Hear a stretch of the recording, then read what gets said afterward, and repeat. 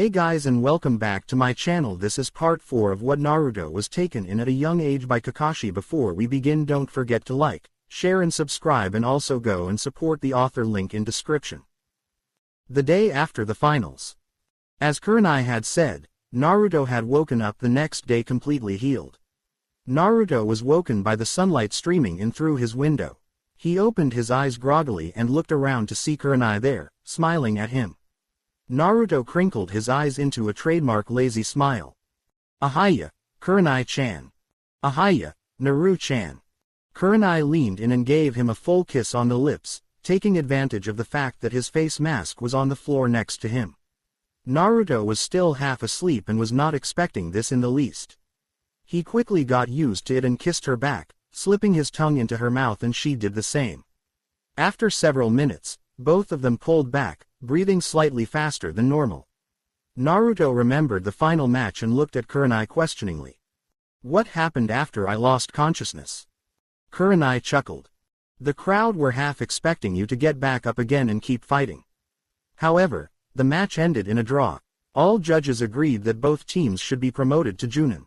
The promotions will be done back in our own villages. Naruto smiled and he remembered the damage that had been done. So, how's the stadium? Kurenai sighed. At least the rest of Suna is undamaged. Naruto smiled lazily as he put his mask back on. That bad, huh? Kurenai nodded and the door to the room opened, revealing Tsunade, Shikamaru and Choji. Tsunade smiled at Naruto. Good to see you're up, Naruto. All that people are talking about is the final fight between you and Itachi. Did you have to do so much damage to the stadium? Naruto smiled sheepishly and scratched the back of his head. My bad. Tsunade dismissed it and checked his temperature to make sure he was okay. Naruto blushed slightly when Tsunade bent down to do this, revealing her ridiculously large cleavage to him. Tsunade may be 50, but the human body responds to what it can see rather than logic in some situations. The situation Naruto was in currently was one of them. Tsunade straightened herself, satisfied with Naruto's health. Naruto, we're leaving at sunset. Naruto sighed and got out of his futon. I'm going to see Itachi. Tsunade nodded as Naruto walked past her and his teammates, who smiled at him, which her returned and walked out the front door. When he stepped out into the busy street, everyone stopped their activities and stared at him. Not the stares he got until he was 4. These looks held no malice or hatred. It held a mixture of awe, admiration and disbelief. Naruto smiled at them and raised a hand in greeting. Yo! People nodded in acknowledgement and went back to their work. Naruto continued walking down the street until he heard a distant rumbling. He turned around to see something he had hoped never to see again. Fangirls. Naruto sighed and smiled at them before using Shushin to warp on top of a nearby building where he saw Itachi with a wide-eyed expression. Naruto smiled lazily. Fangirls are a pain. Especially when you're already taken. Itachi nodded in agreement and stared at the group of girls who were shouting and screaming out their names. Itachi turned to Naruto with a questioning look. I remember you telling me something about her during our talk in the first test. From your brief description, I'd say it was your sensei. Naruto nodded and Itachi smiled. She's beautiful, I'll give you that. I don't know what her personality is like, but I can tell you have good tastes. As one of my teammates would say, nice catch. Naruto chuckled as they sat there, sighing in relief as both of the groups of fangirls decided to move away to keep searching for them elsewhere. When they were alone, they dropped their facades and shared a mutual silence of understanding, with the occasional bit of meaningful chat. They stayed there until the sun was about to set and Naruto sighed. It's unlikely we'll ever get to see each other again with the relationships between our villages. Itachi raised an eyebrow. We'll have to change that, won't we? Naruto smiled at the implication. They both needed to become the cages of their villages so they could try and patch relationships up. They wouldn't be able to see each other often, but seeing each other at all was better than nothing. Naruto became aware of 2 chakra signatures approaching from opposite directions. One Naruto recognized instantly as Shikamaru, while the other one he recognized soon as Kinsuke, Itachi's teammate. Both of them hopped up onto the building their captains were on. Shikamaru sighed. Why do you have to make me go to the troublesome effort of bringing you back? We're leaving with the Godime in 10 minutes. Kinsuke nodded in agreement. We're leaving in 15, Itachi. Itachi nodded and both captains stood up smiling as they extended their hands. I hope to see you soon, Naruto. Naruto smiled lazily as he took Itachi's hand and shook it. You will, Itachi, you will. Both boys split up, taking one last look at each other over their shoulders before they lost eye contact and went their separate ways. 4 days later. The people of Konoha arrived back at their village gates mid-morning 3 days after they had left Suna. The guards passed them through and everyone returned to their normal lives. Early on the 4th morning, Tsunade called Team 8 to her office. She was fighting a losing battle against the monstrosity known as paperwork as they came. She seemed glad for the distraction as she finished off a signature for a trade contract between Konoha and Kumo and looked up. Naruto, your little display of power during the finals has practically doubled our mission requests. I'm sure Kumo is in the same condition as we are. If it wasn't for the case cage threatening the construction workers of Suna by crushing various inanimate objects every time one of them mentioned Kumo and Konoha should foot the bills for the repairs, I would have you pay for it out of your own money. Naruto smiled sheepishly as he scratched the back of his head and laughed nervously. Shikamaru sighed. Mendokusei. Choji smiled as he pulled out a bag of chips and began munching away. Tsunade sighed as she stood up and walked to the window, looking out over Konoha. However, that's not the reason I brought you here. Every one of the judges agreed that both yours and Kumo's first 2 fights showed skill, leadership and teamwork, while the last fight showed you have more power than strictly necessary for a Junin. The judges practically demanded we promote both teams, but I decided to use my own judgment. Naruto knew where this was going and tried to suppress the grin that was trying to force its way onto his face. My judgment tended to agree with the others. I am now officially promoting Team 8 to the rank of Junin. Naruto smiled lazily as Tsunade produced the 3 jackets that were hanging inside a cupboard. Inside though, he was happier than he had been for quite some time. Tsunade handed Naruto his jacket which he accepted with a smile. Naruto took off his old Chunin jacket and put on his new Junin jacket. Tsunade gave both Shikamaru and Choji their jackets which they swapped their old Chunin jackets with. The 3 newly appointed Junins were unsure as to what to do with their old jackets. Kurenai sensed this and smiled. Most people keep them for sentimental purposes. They nodded and held onto them as Tsunade sat back in her chair and gave a lecture about what it meant to be a Junin, their responsibilities and finally their rights. After the explanation, Tsunade dismissed them. Kurenai smiled at them. I'm proud to have taught all 3 of you. Now that you're Junin, my job as your sensei is done. Next time we work together, it won't be as a teacher-student cell, it will be as a fully fledged squad.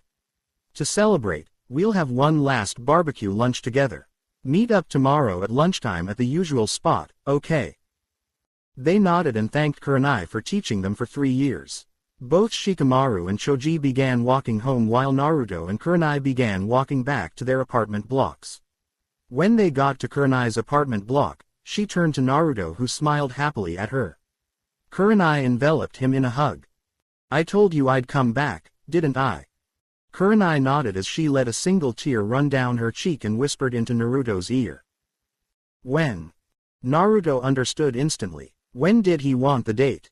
After a few moments' thought, he knew he might not get another chance for a while. Tonight. Kurenai's eyes widened but she accepted it nonetheless. Dress. Formal. Kurenai nodded. Either he'd prepared for this already, or he was going to try his luck again. One last question. Time. Naruto thought for a moment. 6:30. Kurenai nodded as she pulled down Naruto's mask and kissed him before she pulled away, smiling. I'll see you tonight, Naru-chan. Naruto nodded and watched as Kurenai closed the door behind her and went up the stairs. Naruto turned towards his own apartment block, thinking out a plan. He'd dug himself a rather large hole, but given the circumstances, it couldn't be helped. Naruto opened the foyer door and took the steps 2 at a time before opening the door to see Kakashi smiling at him. You've dug yourself a big hole, Ototo. Naruto smiled sheepishly. He'd learned long ago that Kakashi seemed to know things you'd rather he didn't, never giving a real explanation as to how. After the first few years of living around him, you got used to it. The only plausible explanation anyone had come up with was Kakashi employed a regular army of cage bunchins to scout the city for goss, but Kakashi dismissed that with one of his usual cryptic replies used when skirting around a secret. Yup. Kakashi looked at him in an amused fashion as he pulled out 2 tickets to a rather fancy restaurant and smiled as he saw Naruto's eyes light up. However, Naruto's eyes narrowed when he remembered all the other times Kakashi had waved free things at him. He would always want something of equivalent value in return. What do you want for them? Kakashi smiled, feeding right out of the hand. He had thought of a million different things he wanted for them, and then some. Surprise me. Naruto's grinned as he walked past Kakashi to his room and closed the door, going to the only secret stash he'd ever made that Kakashi had never found out about. Naruto walked to the 3rd tatami mat from the far wall and formed several hand seals, whispering his jutsu. Fu and Kai. The edges of the mat glowed faint blue and then the seal vanished. It was a special seal that Naruto had invented that sealed the floorboard down and then had a secondary seal placed over the top to mask both its own and the seal below its chakra. Naruto lifted up the tatami mat to reveal what the majority of people would call their porn stash. However, Naruto had this for a very different reason than just about anyone else who had one did. He did not use this for his own self-satisfaction. Well, not directly. He used it in these sorts of situations for their trades. If he left it unsealed or hid it poorly, Kakashi would plunder its wealth for himself. Naruto pulled out the top item, which happened to be an Ika video. However, this was not your average one, or not yet anyway. It was a limited pre-release edition of Ika Tactics, the movie, signed by the director himself, the king of perverts, Jiraiya. Naruto replaced the mat and redid the dual seal before opening the door to his room and waving the video at Kakashi, whose eyes lit up. He started shivering in unsuppressed anticipation as he made a grab for the movie. Naruto pulled it back out of reach and held out his hand, making a beckoning motion. Tickets. Kakashi slammed the tickets into Naruto's palm and lunged at the movie like his life depended on it. Knowing Kakashi, Naruto was pretty sure it did. Naruto pulled it away again and Kakashi, who had lost all sense of reasoning and motor skills around this divine piece of smut, fell to the ground before Naruto chuckled and handed him the movie while he was still on the ground. Kakashi hugged the movie like he was a child hugging its favorite stuffed plush toy. Naruto smiled in contempt and debated whether or not to take a picture and have it published. Naruto decided he'd teased the man enough, so he pocketed them and smiled at Kakashi as he raised a hand and opened the door.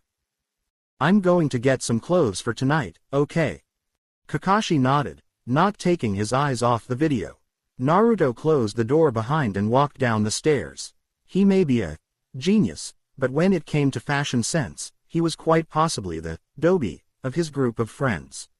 Well, maybe except for Rock Lee. Naruto decided to visit the Yamamenka flower shop to see if he could get some advice from Ino. 20 minutes later. Naruto pushed open the door to the flower shop and Ino, who was serving behind the counter, looked up as the bell rang when the door hit it to see Naruto. She smiled at Naruto. She'd long ago forgiven him for what he did to Sakura because what he did any other shinobi should have done. Unusual for you to drop by, Naruto. What's the occasion? Naruto smiled lazily. I have a date. Ino's eyes lit up and then her face set into a lecherous grin. Naruto's sweat dropped. That grin always meant trouble when used by a female. Who's the lucky girl? Naruto smiled as he weighed his options. If he told Ino, the whole village would know by the end of the day. However, if he didn't tell her, she'd just pester him about it until he did, and then the whole town would know about it. It was a lose-lose situation. Kurenai-chan. Ino's eyes widened before the grin set in much wider than it was before. So, need some flowers? Naruto nodded. I also need some advice. Ino smirked and decided to rub it in a bit. The greatest genius to graduate the academy in 14 years needs some advice from me. I'm honored. Naruto's sweat dropped. Girls were scary. He could see why Shikamaru feared them so much. What do you need? Naruto pulled out the tickets and Ino's eyes widened in disbelief. I need some advice on what to wear. Ino smiled. Advice won't do. We're going clothes shopping. Naruto's sweat dropped. This is exactly what he didn't want. He waved both hands in front of him nervously. No, it's all right, just some advice. Ino looked upstairs and called out. Mum, I'm going out for lunch. Sure thing, Ino-chan. Ino took off the apron and hung it on the rack before turning to Naruto. She smiled as she grabbed Naruto's hand and literally dragged him out the door. If there was one thing Ino liked more than gossiping, it was clothes shopping. Especially if it was with someone else's money. She dragged a hapless Naruto down the street, much to everyone's shock. Hey, stop, let go of me. Ino paid no attention to her captive as she thought of several clothes shops to go to. Help. Be quiet, you should be thankful I'm even helping you with this. Naruto decided to just sulk as Ino dragged him into the first shop and begin what Naruto would come to know of as the worst day of the last 11 years of his life. 4 hours later. Ino strode out of the shop, quite pleased with herself. The door opened and Naruto stumbled out looking like he'd been to hell and back. As far as he was concerned, that wasn't far from the truth. How the hell does Ino have so much stamina for things like this but not when it really mattered, like on the battlefield? Ino turned around and smirked at Naruto. Now, all we need is some flowers. Ino decided to have mercy on Naruto and let him walk along beside her instead of dragging him along. Naruto was pretty sure it had to do with the fact that both of his hands were full of shopping bags rather than having mercy on him. Great, the shopping's more valuable than I am. They walked inside the Yamanaka flower shop and Ino turned to look at Naruto, slipping easily into lecture mode. Now Naruto, you can't just choose a flower because it looks pretty. Every single flower means something. For example, Ino picked up a single red rosé. A bouquet of roses of this color red means that you think she's pure and beautiful. If you picked a single rose that was in full bloom, it would tell her that you have always loved her and always will. Ino could see Naruto's blank expression of incomprehension, so she sighed and put the rose back. Tell me what you want to tell her or compliment her on. Anything. No matter what you want to say, there's either a single flower or combination that will say it. Naruto thought it over. There were so many things he wanted to say to her. I love you. I'll always be there for you, and so on. Naruto decided to keep it tame. Her eyes. Ino smiled as she turned around and pulled out 5 different colored tulips before turning back to Naruto. A few different colored tulips tells her that you think her eyes are some of the most beautiful things you've ever seen. Personally, I don't think I could have picked something better myself. Ino walked up to the counter and checked down a list of prices and then punched them into the cash register. 1250 Ryu. Naruto sighed as he forked over the cash and Ino smiled sweetly. Have fun tonight, Naruto. Naruto nodded and trudged out the door muttering a half-hearted, thank you, and tried to make it back home without collapsing halfway there. 6:15 that night. From the mass of formal clothes Ino had insisted Naruto buy, he had settled for a black suit with a white shirt and a blue tie that made his hair stand out as well as accentuating his eyes. He grabbed the bouquet carefully and waved at Kakashi, who smiled at him. Have fun and don't do anything I wouldn't do, Ototo. Naruto smirked. Hentai. Kakashi smiled lazily as Naruto closed the door and made his way to Kurenai's apartment. He opened the front door and walked up the stairs to her door. Steeling himself, he pressed the buzzer and waited. He heard footsteps from beyond and then heard the lock click and the door opened. Naruto had decided that it would be inappropriate to wear his mask tonight, and was now regretting that. He just caught himself before his mouth formed a perfect O at the sight before him. Kurenai had straightened her hair so that it was now a solid wall of black. Normally, her hair had a certain unkempt element to it, however, her hair now was perfectly groomed and reflected the light from the lamp in her room like an obsidian mirror. She still wore the usual lipstick as well as the faint purple eyeliner. But what really caught Naruto's attention was her choice of dress. It was a pure black sleeveless one-piece that complemented her hair and made her eyes stand out. It revealed a lot of skin, but not enough to be considered indecent. Naruto could see that Kurenai was having a rather similar reaction to his choice of clothing and silently thanked Ino for her suggestions.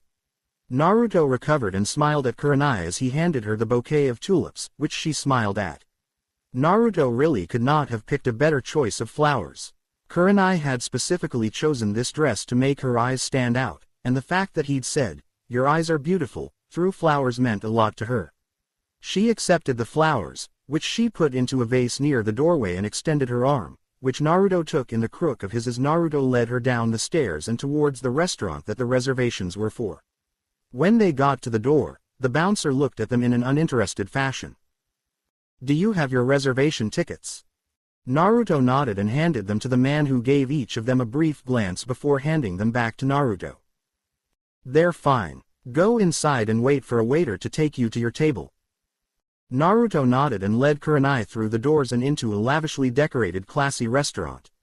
Naruto stood next to a sign that said, "Please wait here for service." Within 10 seconds, a waiter had approached them. "May I ask which table you have reserved?" Naruto smiled at him. "Table 8. The man nodded. "Please follow me." Naruto and Kurenai followed the man past several tables to one that was unoccupied and extended a hand to indicate it. "Please be seated. I will bring menus to you momentarily." Naruto knew that Kurenai would take offense if he tried to pull her chair out for her. She was perfectly capable. He let her take her seat and then took his. The waiter came back with a pair of menus which he gave to them. He stood with a notepad and pen ready to take their order. Naruto looked down the menu at the rather exotic list of foods. He was mentally smirking as the stray thought of ordering ramen came into his mind, but dismissed it immediately. Naruto decided to go for something rather simple. The waiter looked at Kurenai. "What would madam wish to order?" Kurenai put the menu down and looked at the waiter. "Could I get a katsudon?" Naruto smiled slightly. He had been considering a donburi dish. The waiter scribbled it down and turned to Naruto. "And for sir?" "I'll have a tekkadon." The waiter scribbled it down and bowed before retreating to place the order. Naruto knew they were supposed to make small talk, but that was something he was never good at. Kurenai smiled at the perplexed look on her date's face and decided to quote a part of one of his lines. She leaned forward and in a quiet voice that would not be heard by anyone except the two of them, spoke to him. "Talk's cheap." Naruto smiled at her as the waiter came back with a small plate of spiced bread and a jug of water to tide them over until their dishes arrived. Both of them went for the bread and went for the same piece, which was the smallest one there. Naruto's hand brushed hers and he went for another one. Kurenai blushed slightly at the submissive gesture from Naruto and took it. They both ate the pieces of bread in silence. Naruto had to force himself to eat slowly. He'd eaten fast ever since he'd gotten his first face mask at the age of 5. Now that he wasn't wearing it, there was no reason to eat fast. Kurenai poured herself a glass of the water. Naruto did so after her. Kurenai made for a second piece of bread when Naruto extended his hand and rested it on top of hers. Kurenai relaxed after the initial shock and let Naruto hold her hand as he looked into her eyes with a mixture of emotions which Kurenai blushed at. It was a mixture of affection and happiness. Even though Naruto had managed to learn how to rein in his emotions, Kurenai still caught the fleeting look of love in his eyes. The waiter took that moment to arrive with their dishes, spoiling the moment. They separated as the waiter placed both bowls on the table in front of the person who ordered them and bowed before leaving. Both of them unfolded the napkin next to them to reveal an ornate pair of black lacquered chopsticks. They both muttered the same pre-dinner prayer and then took the first bite of the food. For the price they were charging for this food, it was certainly worth it. Both of them savored the taste as they continued eating their dishes. At one point, Naruto felt Kurenai's foot touch his and his eyes widened before he saw her smiling at him. Both of them finished off their meal and after a minute the waiter approached. "Will you be having anything else tonight?" Kurenai shook her head. "We're fine thanks." Naruto nodded in agreement and the waiter produced the bill. Kurenai reached for her wallet when Naruto pulled his out and paid the bill in full with a healthy tip. The waiter nodded and took the money and bowed deeply to them. "Please enjoy your evening." Naruto nodded as they both got up and Naruto took Kurenai's arm in his and stepped outside. Naruto knew that dinner alone wasn't going to be enough, so he decided to take her to the park. Naruto looked up at the sky. It was a full moon and not a cloud in the sky. Naruto found a bench and directed them towards it. They both took a seat and looked up at the sky. Naruto wanted to say exactly how he felt about Kurenai, but he feared that if he did she would say she didn't feel the same. Kurenai pulled Naruto's hands apart gently and interlaced her fingers with his.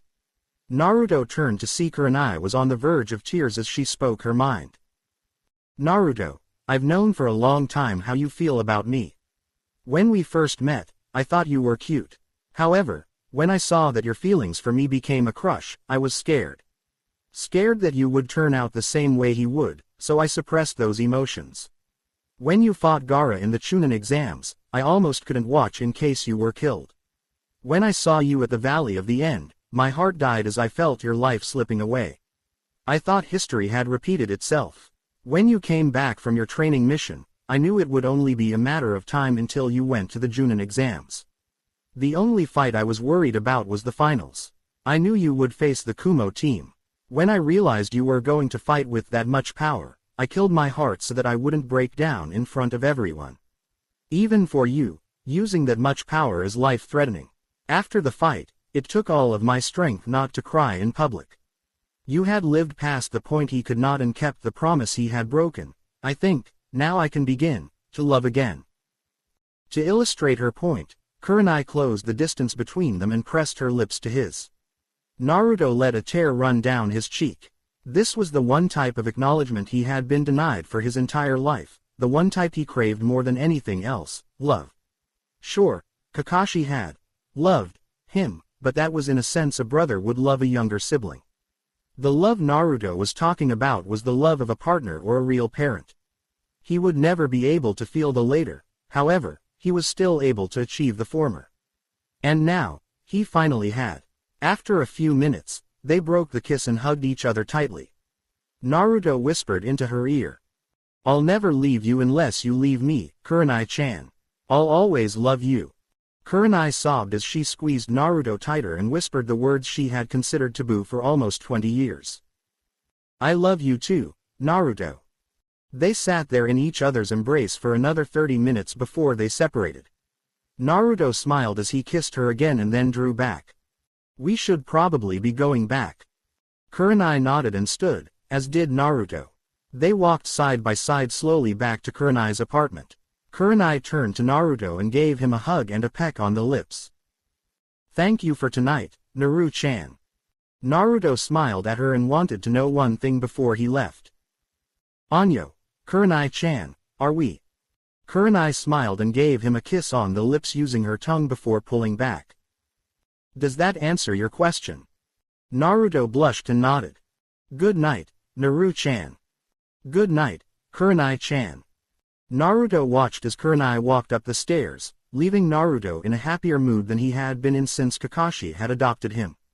Naruto arrived home, got out of his suit and crashed into bed, falling into a completely dreamless sleep, knowing that a hole in his heart had finally been filled. 10 a.m. next morning. Iruka decided to give his class an outdoor history lesson on the Hokages. He pointed to each Hokage and told his students a little bit about each of them. After he had finished talking about Tsunade's reputation as the world's best medic, one of his students raised a hand. Iruka-sensei, who's the Rokudaime?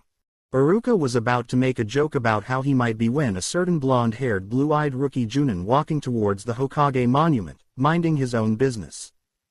He's behind you. Every one of the students turned to see Naruto stop comically mid-step and turn to where all of the focus of attention was coming from. Nanda. Every one of the students had the same reaction. He looks really lazy. How can he be the Rokudaime? He's only a bit older than us. Naruto smiled and walked over to where Iruka was motioning him to stand. Everyone, this is Uzumaki Naruto. Despite his laid-back attitude, he's most likely going to become the Rokudaime. Naruto laughed nervously and scratched the back of his head. We don't know that, Iruka-sensei. One of the boys smirked. I bet I'm stronger than he is. Naruto smiled at him. Really? The boy nodded, completely confident in himself. Iruka sighed. Everyone, By the time Naruto was your age, he was as strong as me. Everyone's mouths formed a perfect, "Oh." Naruto smiled lazily. It did help to be trained by 4 Tokubetsu Junin from the age of 4. Another boy called out. "Why did you get special training?" Naruto smiled at the boy. "It's a long story." Iruka sighed and looked at Naruto. "What brought you here today, Naruto?" Naruto smiled. "I was going to see my dad." Iruka smiled, but most of the children looked at him disbelievingly. "No one lives up here." Naruto smiled at the boy who had said that. "True. However, my dad died on the day I was born." The boy instantly regretted what he had said. "Gomenasai." Naruto wove it off. "No problem." Another girl looked at him. "Naruto-san, if you're visiting your dad, why aren't you going to the cemetery?" Naruto smiled at her. "I don't know where my dad's grave is. But I do know where his monument is." The same girl looked at him expectantly. "Where?" Naruto pointed over his head to the face of Yondaime. "Behind me." Everyone's lower jaws practically hit the ground when they saw what he was pointing at. Naruto smiled at their reactions. "Priceless." Iruka smiled as well. "To become Hokage, you have to be the top ninja in your village." A boy in a tie stood up. "Then I'll become Hokage. You have to be strong and cool, right?" Iruka smiled. "Not with your current grades, you won't." Everyone laughed at the boy's expense except Naruto, who just smiled. "There's something else you need to become Hokage that you forgot, Iruka-sensei." Iruka smiled. "What would that be, Naruto?" "To take care of those people who are important to you." One girl called out to him. "Important people?" Naruto nodded. "People you accept, believe and love from your heart. You have people like that, right?" The girl nodded. "My parents, and although I hate him sometimes, my brother." A girl with dreadlocks called out to him. "Do you have important people, Naruto-san?" Naruto nodded and smiled. "My Aniki, Kakashi, my girlfriend Kurenai-chan, my senseis, and everyone in this village." Everyone's mouths which had just recovered fell back to the ground again as Naruto looked up at the Yondaime's face. "Just like you did, Dad." Iruka smiled with pride at his best student. "You've really come far in 2.5 years, Naruto." Naruto smiled at Iruka. "Yeah, it's still hard to believe I only graduated 2.5 years ago." Everyone was now in complete shock at this boy. One boy called out to him. "How did you become so strong in 2.5 years?" Naruto smiled at him. "I had one-on-one training with one of the Sandaime students, Jiraiya of the 3 Sannin, for those 2.5 years. Another boy called out to him. "Naruto-san, why do you wear a mask?" Naruto chuckled. "You guys are full of questions, aren't you?" The boy tried to retreat into an invisible black hole. "I didn't say questions were a bad thing. I personally think those who question things, especially things people take for granted, are smarter than your average person. Why do I wear a mask? My Aniki wears one, and I idolize him. I have other reasons that I'd rather not reveal." The boy nodded, seemingly satisfied with the answer, and Naruto looked at the other students. "Remember this. People who do not follow orders are trash. Those who don't take care of their friends are not even worth the title of trash. They're much worse than that." Naruto smiled lazily at Iruka. "Anything else you need, Iruka-sensei?" Iruka shook his head. "No, that's fine. Thanks for that, Naruto." Naruto smiled. "No problem." Iruka whispered to him as he walked past him. "Nice catch." Naruto smiled at Iruka and whispered back. "Thanks." Naruto left the students and his academy teacher there as he powered chakra to his legs and sprang halfway up the Hokage monument and then the last half with a second leap, taking a seat atop his dad's head, and looked out over the village he had sworn to protect with his life. Midday the next day. The former teammate met at their usual BBQ restraint for one last lunch together as a team. They pushed aside the banner handing over the doorway and walked in. "Irashe." They waved at the man and took their usual table. After they had placed their orders, they turned on the grillers and waited for their food. Naruto and Kurenai were trying to keep their relationship as discreet as possible in front of others, so they settled for more, under-the-table action in the form of a hand on each other's thighs.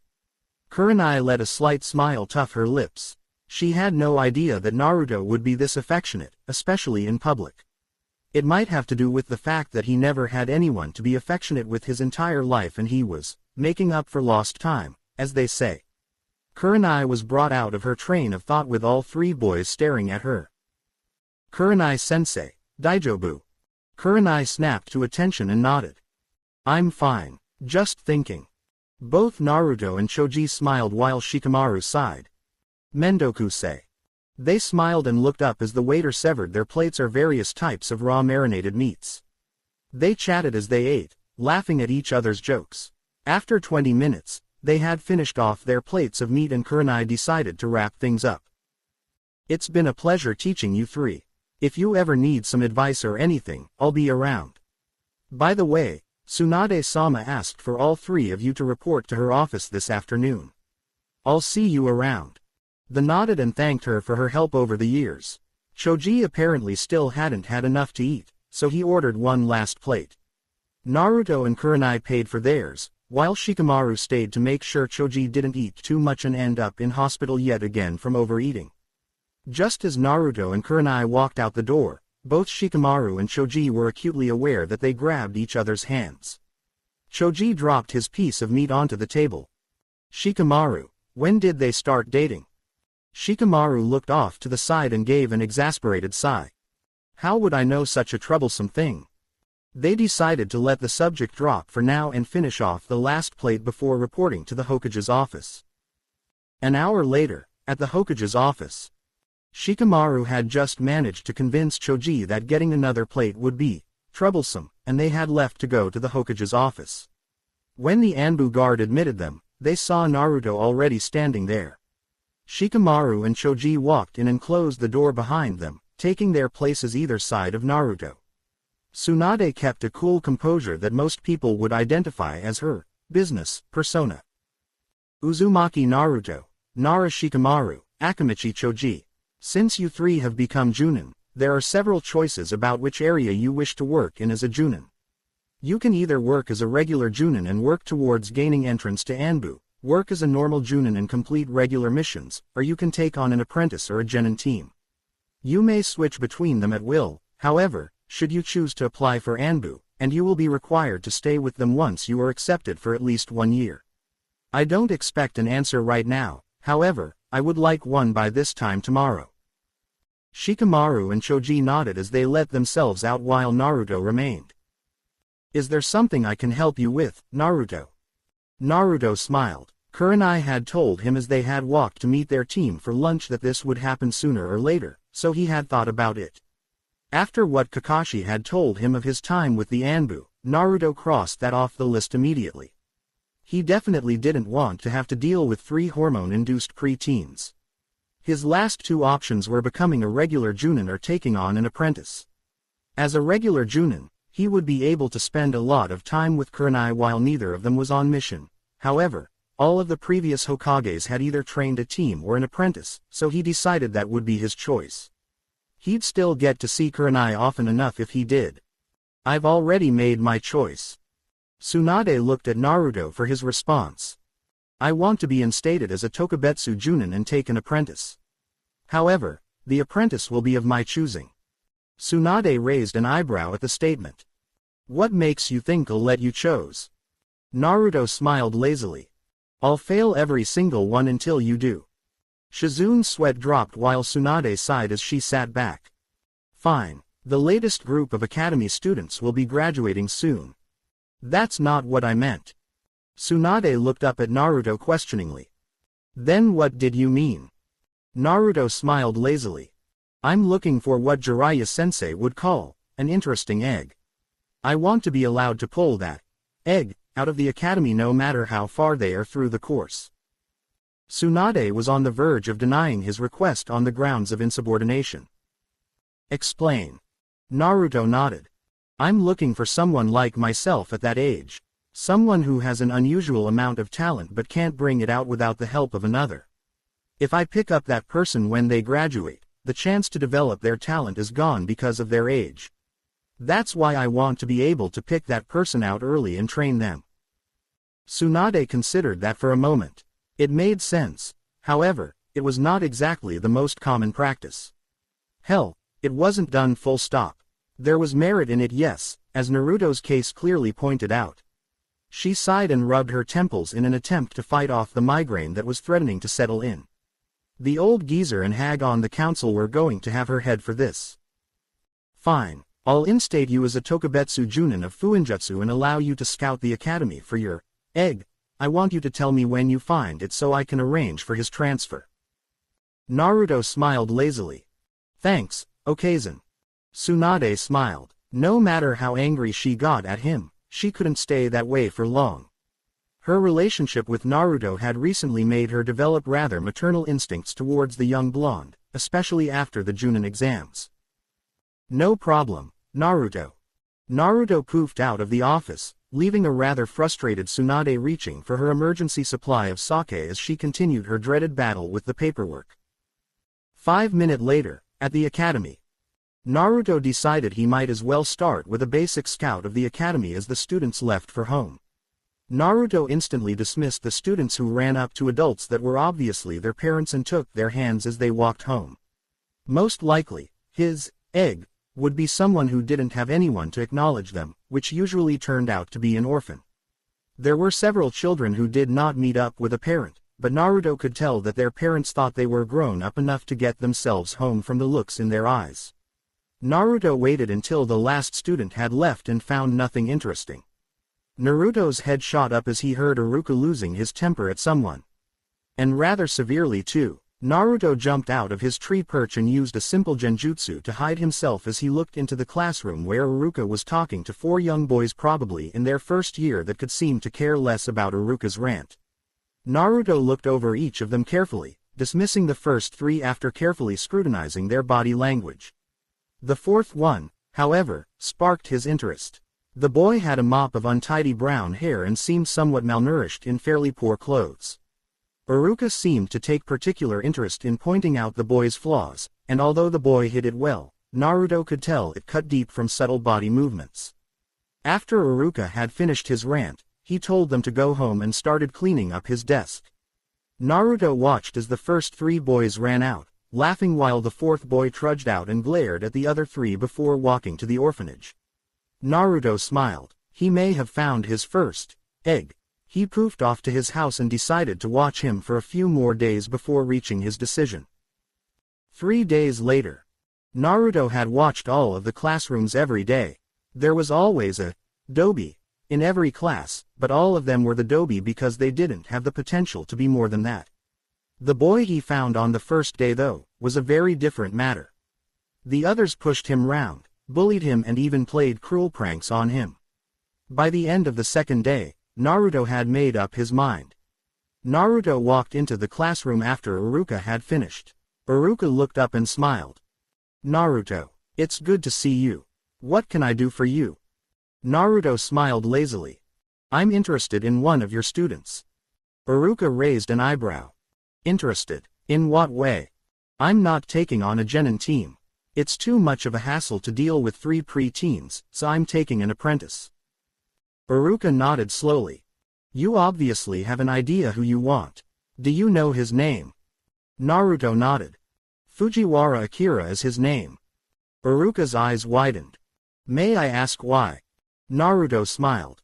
He has the potential to exceed anyone who's graduated this academy since I left. It's just that no one's bothered to realize that. Iruka's eyes widened further but he nodded slowly. It's unfortunate. His family died when he was still a toddler. No one's adopted him yet. Naruto nodded. He'd found the one he wanted. I'm pulling him out of the academy. Iruka practically face-faulted. What? You can't do that. Naruto smiled lazily. According to the Hokage, I can. Iruka didn't know what to make of this, which showed in his face. Naruto smiled lazily. He'll receive more of the kind of attention he needs than he could get here. I'm brining the documents tomorrow. I'll still bring him back for the graduation test, though. Iruka nodded. I know you don't do things without good reason, Naruto. Naruto smiled and raised a hand. Yeah. Naruto poofed out of the classroom and reappeared just outside the Hokage's office to request the documents for the transfer. Next day, Iruka was in the middle of a history lesson on the Kyuubi and how the Yondaime sacrificed his life to destroy it when Naruto made a rather flashy entrance in the form of a loud bang and a poof of smoke. Everyone flinched except for Iruka. Naruto looked at his former sensei. I've got the papers. Iruka nodded and Naruto handed him an official document with the signature of the Hokage. Iruka looked up at the class. Fujiwara Akira, you are being removed from the academy. Akira looked distraught while the other kids laughed. I knew the Dobi had no talent. Naruto looked up at the boy. On the contrary, he has more talent than all of you combined. That shut everyone up. The boy smirked at Naruto. How can the Dobi have more talent than us? Naruto sighed. He didn't have time to explain things to overconfident brats, so he decided to show them by channeling a small amount of chakra. The chakra made the air hum and crackle, which the kids shrunk back at. Naruto stopped and looked at Akira. I know someone with potential when I see them. He's just never had someone to realize that potential and bring it out. Akira, we're leaving. Akira shot up and grabbed his things and hurried out after his new instructor, acutely aware of everyone staring at him. After they got outside and a short distance away from the academy, Naruto stopped and took a seat on a bench, indicating for Akira to sit down next to him. You're probably wondering why I took you out of the academy. Akira nodded slowly. Naruto looked up at the clouds in the sky as they drifted past. I was like you once. Akira's eyes widened. An orphan. Naruto nodded. I had the potential to exceed everyone that graduated the academy for the last 17 or so years. The only reason that potential was realized was that someone saw it and brought it out. Now, I'm this generation's Fuinjutsu master. Akira's eyes widened even further and his jaw hit the floor as Naruto continued explaining. The reason I pulled you out is because I'm going to be training you one-on-one. The Hokage has approved of it. If I had pulled you out any later, the chance of brining that potential out would be lost.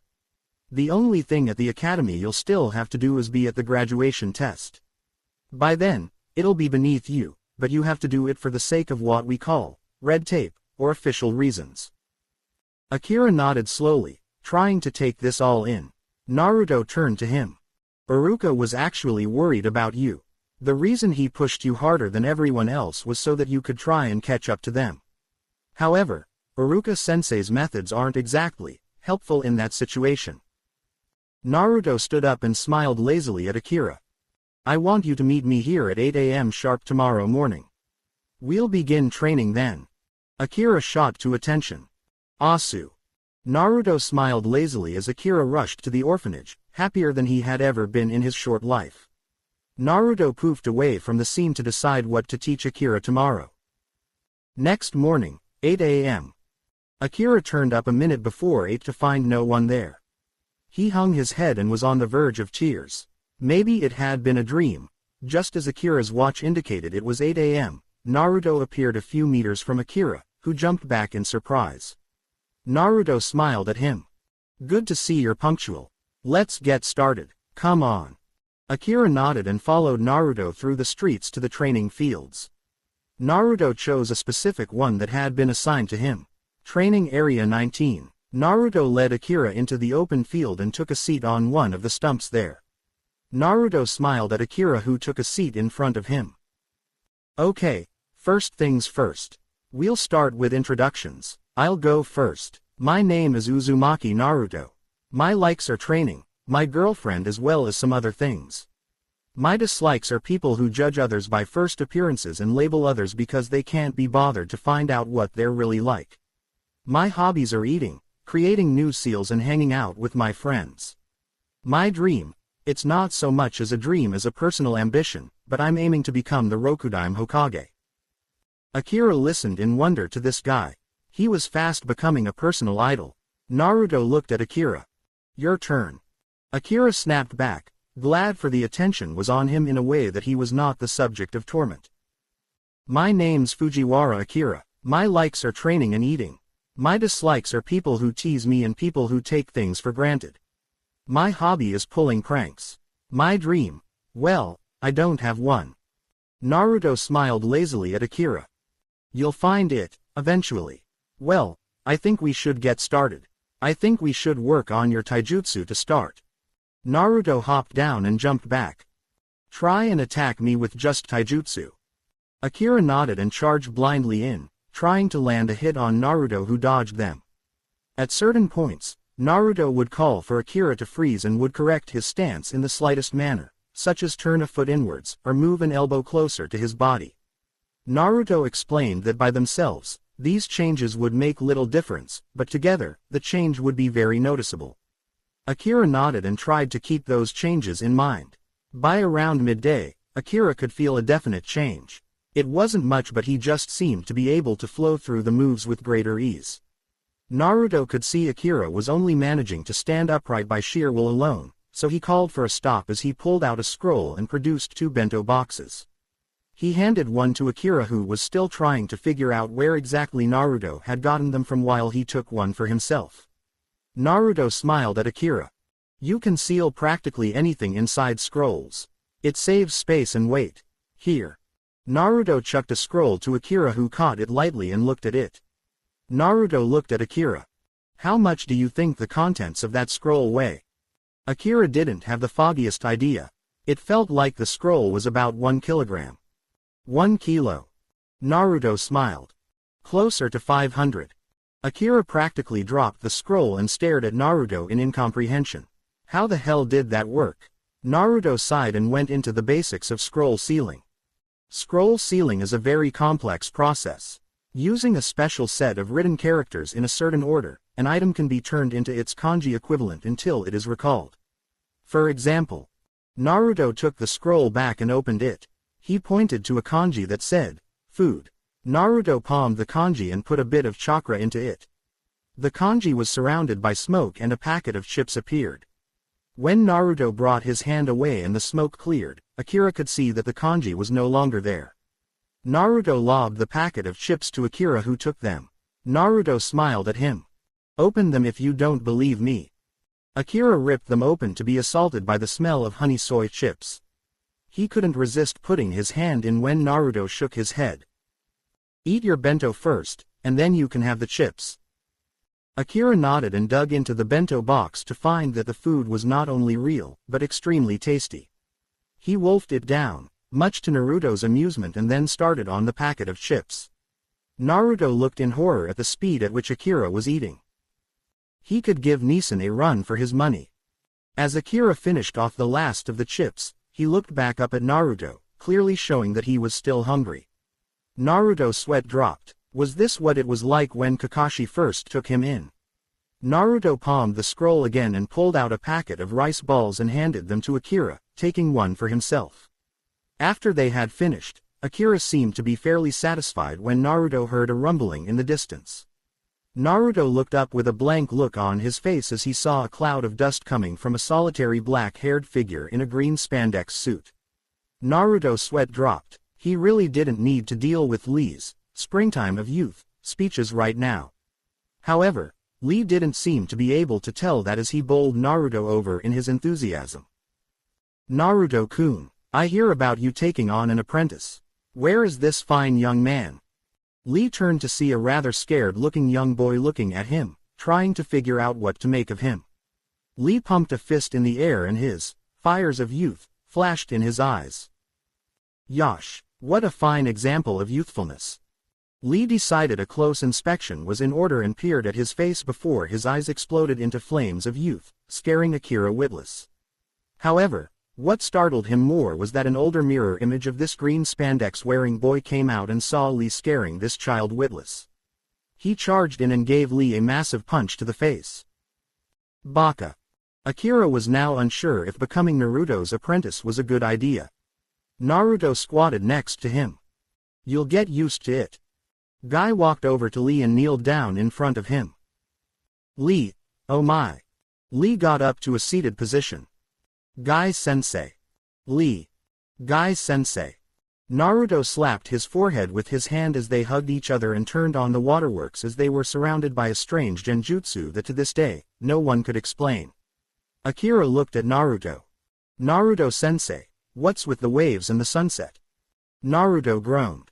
I was trained by a genjutsu specialist for over 7 years and I still don't know. Akira nodded slowly until he realized that the one known as Guy was standing in front of him. Lee has caused you trouble. Please forgive him for the sake of my face, this refreshing face, that is. Guy did a nice guy pose as his teeth sparkled as they did when illustrating a point. Naruto and Akira face faulted.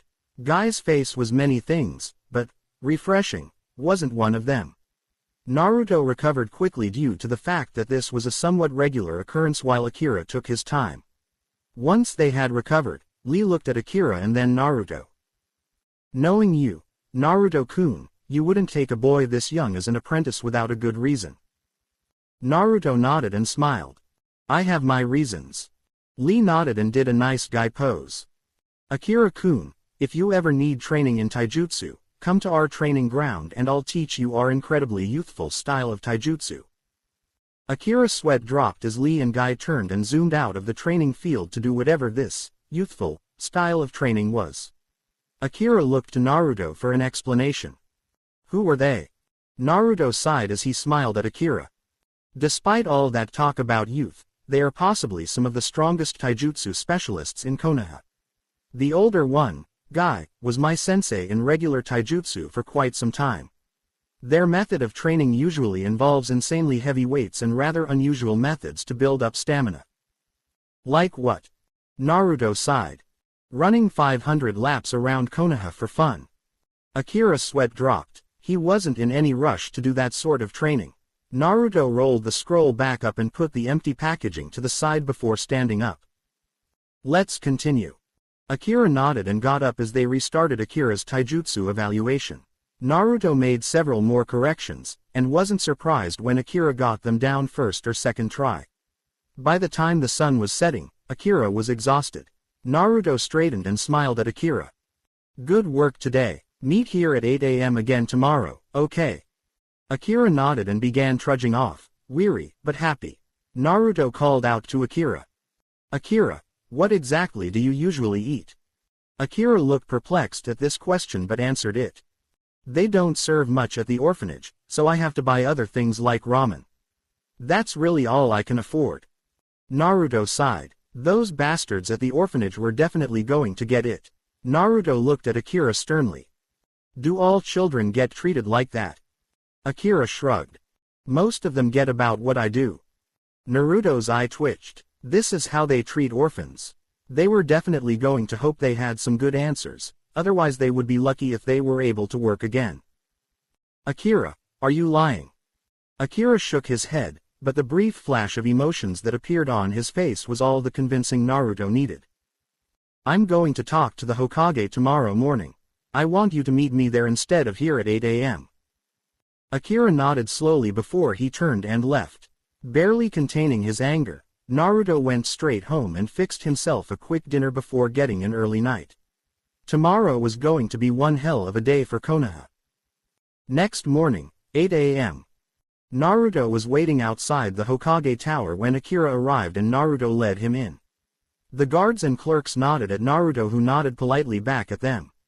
When he approached the Hokage's door, the Anbu guards looked at him. Can I help you, Naruto-san? Naruto looked at the Anbu, his face devoid of emotion. I need to bring something serious to the attention of the Hokage. The Anbu looked at the child. Any reason he's with you? Naruto nodded slightly. He's part of it. The Anbu nodded and knocked on the door before going in. After a few moments, the Anbu came back out. Tsunade-sama will see you now. Naruto nodded as he led Akira into the office where Tsunade was finishing signing something and looked up. Tsunade noticed the barely constrained anger rolling of Naruto and adopted a serious expression. Naruto, what's so serious that you had to interrupt? Naruto's eye twitched. Have you inspected the orphanage lately? Tsunade raised an eyebrow. Not firsthand. The reports say everything's fine.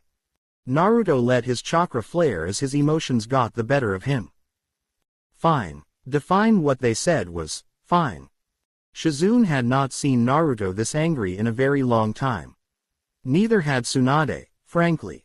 Tsunade pulled out the most recent report that the orphanage had sent to her and handed it to Naruto. Naruto read it and laughed bitterly before looking straight back at Tsunade. Not a single thing they said in there was true. Does Akira look well-fed and groomed to you? Tsunade glanced at Akira and her eyes narrowed. He most certainly didn't. Naruto continued with his rant. Poorly treated orphans struck a very deep nerve with him. According to Akira, he receives just about as much care as the others do. I had to feed him a bento box, a packet of chips and a tray of rice balls just to keep him going after lunch on the first day of training. Tsunade's eyes narrowed further. Are you aware of what you're saying, Naruto? Naruto smirked darkly at the hidden meaning. I'm aware of exactly what I'm saying. If you still don't believe me, ask Akira or any of the others from the orphanage. Akira paled. He was going to have to speak out against those evil women called matrons. Luckily, Tsunade saw the look of pure terror and pain in his eyes. Tsunade looked back at Naruto. I'll look into it. However, judging by the look Akira gave at the mention of that, I think it would be best to keep Akira away from there for now. Naruto sighed. I can't keep him at my apartment. Even if there was enough room, I'm not going to expose him to Nissan's hobby. Akira raised an eyebrow while Shizune and Tsunade's eyebrows twitched. What's his hobby, sensei? The other three in the room's sweat dropped. This was going to be hard to explain without either telling him the full details or avoiding it completely. You'll find out eventually. Akira seemed to buy that as Tsunade went back to figuring out what to do. Replacing the entire staff of the orphanage would be difficult to do, especially on such short notice. For now, she really only had one option left. Naruto, I need some time to deal with this. For now, we need to get Akira an apartment to rent until we can sort this out. Naruto nodded. It wasn't ideal, but it would have to do. After they had discussed some other details about what could or should be done, Tsunade handed Akira a single key. That's the key to a new apartment. It's not much, but it's better than what you have now. Akira took the key gingerly and looked up at the Hokage glassy-eyed. Arigato gozaimasu. Tsunade smiled at him. He looked so cute like that. Tsunade shook her head and told Naruto to show Akira where his new apartment was and then dismissed him, saying she'd handle his discharge from the orphanage. Naruto led Akira out of the room and out of the Hokage tower towards the address he was given. He entered the poorer area of Konoha and arrived at a rather dilapidated apartment block. He sighed as he went up the stairs and along a walkway before arriving at a door. He pushed the key into it and opened the door to a dark three-room apartment. Naruto flicked on the switch to reveal a decent apartment. Apart from the fact that the floorboards were faded and badly needed repainting, it was livable. Naruto smiled at Akira. I guess this is your new home. We'll come back here later, but for now, we have to train. Akira nodded slowly until Naruto realized another problem. Akira's clothes may have been all right for the academy, but not for this kind of stuff. Naruto definitely got more than he bargained for and was almost having second thoughts about taking an apprentice over a team. You need some new clothes. Akira was trying to get his head around the fact he'd been given his own apartment, and now he was getting new clothes. Was the orphanage really that bad compared to what was normal? Naruto led Akira back out of the apartment block and to his first stop for ninja clothing, the store Kakashi had first taken him to get his clothes from. An hour later, Naruto walked out of the shop with Akira in a new outfit. Just like when Kakashi had taken Naruto in there, the owner had treated the boy nicely, and had helped the boy get the stuff he needed, which ironically was a mirror image of what Naruto had gotten when he first went in there. The only thing Akira now lacked was a face mask, but Naruto wasn't going to get him one just yet. By now, it was almost 11 a.m. as Naruto took Akira back to his apartment to dump his new clothes and get something to eat, which Naruto produced from one of those oh-so-handy scrolls. They ate on the floor of Akira's apartment in silence. Naruto's sweat dropped at the amount of food Akira was eating. He was really going to have to teach Akira how to make his own scrolls soon. After their early lunch, both of them disposed of the garbage and then left to train. Naruto sighed mentally. This was going to be an interesting several years. Next morning, Naruto rolled over in his sleep, enjoying a particularly lewd dream that involved Kurenai, himself and a can of whipped cream. He was just getting to the good part when he heard a strange sniggering noise. He ignored it and focused on his dream. The sniggering noise came again and the dream started to unravel. No, I still have to eat it. The dream finished and Naruto groaned as he slowly opened his eyes to see Kakashi leaning against the doorway of his room and lapping up Naruto's dreamy expression. Naruto stared at him. You better have a good reason for waking me up, Nisan. Kakashi smiled lazily, hiding his glee. So, you do have perverted thoughts after all. Naruto blushed heavily as Kakashi chuckled at him. Whipped cream, I have to say, sounded like fun. Despite himself, Naruto got a nosebleed at the memories of the dream. Kakashi smiled at him again. I bet Kurenai would love to hear about that. Naruto froze. He wouldn't dare. Kakashi kept smiling as he turned to leave when Naruto got an idea. I guess the world wouldn't mind hearing about how the great copy ninja Kakashi, master of over 1,000 jutsus, loses all sense of logical thought and motor skills when in the presence of the latest Ika novel or movie and then treats it like the child he never had once he gets it. Kakashi stopped as he heard that. Everyone knew he read the perverted novels in public, but Naruto was probably the only one who knew about it to that extent. Kakashi hung his head in defeat. You're evil, Ototo. Naruto smiled lazily as he wiped the blood from his nose and put his mask on. Can you blame me for the occasional perverted thought or dream about her? Kakashi couldn't even if he tried. She was smart, very strong in her chosen area of jutsus and most of all drop-dead gorgeous. Naruto took the shrug as a no, and then got out of bed to get dressed. He thought over what he had to do today as he pulled on his regular ninja attire. Let's see, apart from the obvious of training Akira, I wouldn't mind spending some time with Kurenai-chan. Naruto pulled on his Junin flak jacket and zipped it up. He walked out of his bedroom and into the kitchen to start preparing food for breakfast. While he pulled out a pair of fry pans and got some bacon rashers and eggs out of the fridge, he looked at the pile of mail that was in its usual place on the counter. After he covered the pans with oil and turned the heat on for one pan, he sifted through the bane of most people's existence. Bill, ads, letter from Unryu Itachi. Bill what? Naruto went back one and saw that it was indeed a letter from his friend. He ripped it open and pulled the letter out. He completely ignored breakfast in favor of finding out about his friend. Hey Naruto, sorry for not sending a letter sooner, but there aren't any mail routes between Kumo and Konoha anymore because the rice field country is blocking all mail between us. I eventually found out about this group of ninjas that have become mail deliverers. They're called courier ninjas. They deliver mail faster than express mail and they will fight to make sure the mail reaches its destination safely if necessary. How are you? I'd assume you made it to Junin along with your team, much like we did. I've already taken on an apprentice by the name of Ray. Our Raikage is apparently considering retiring soon from old age. Word has it that he's considering me for his replacement. I've been pestering him for a mission that involves Konoha ever since I got back. He may be old, but he knows what I'm hoping to achieve and is all for it. If you want to send a reply message, ask for a courier ninja. They're a bit more expensive, but it's worth it. Hope to talk to you soon. Unryu Itachi. Naruto smiled. His friend had kept the promise he had made and kept in contact. Naruto looked up and sighed. He turned back to find the fry pan was at the right temperature to start breakfast. He pulled out the 12 rashers of bacon and threw them into the pan, watching them pop and sizzle in the burning oil. Naruto turned down the heat so the oil didn't spray everywhere while he cooked. Kakashi wondered and took a seat at the table, pulling out his little orange book. Naruto turned the heat on for the second fry pan and waited for it to warm up.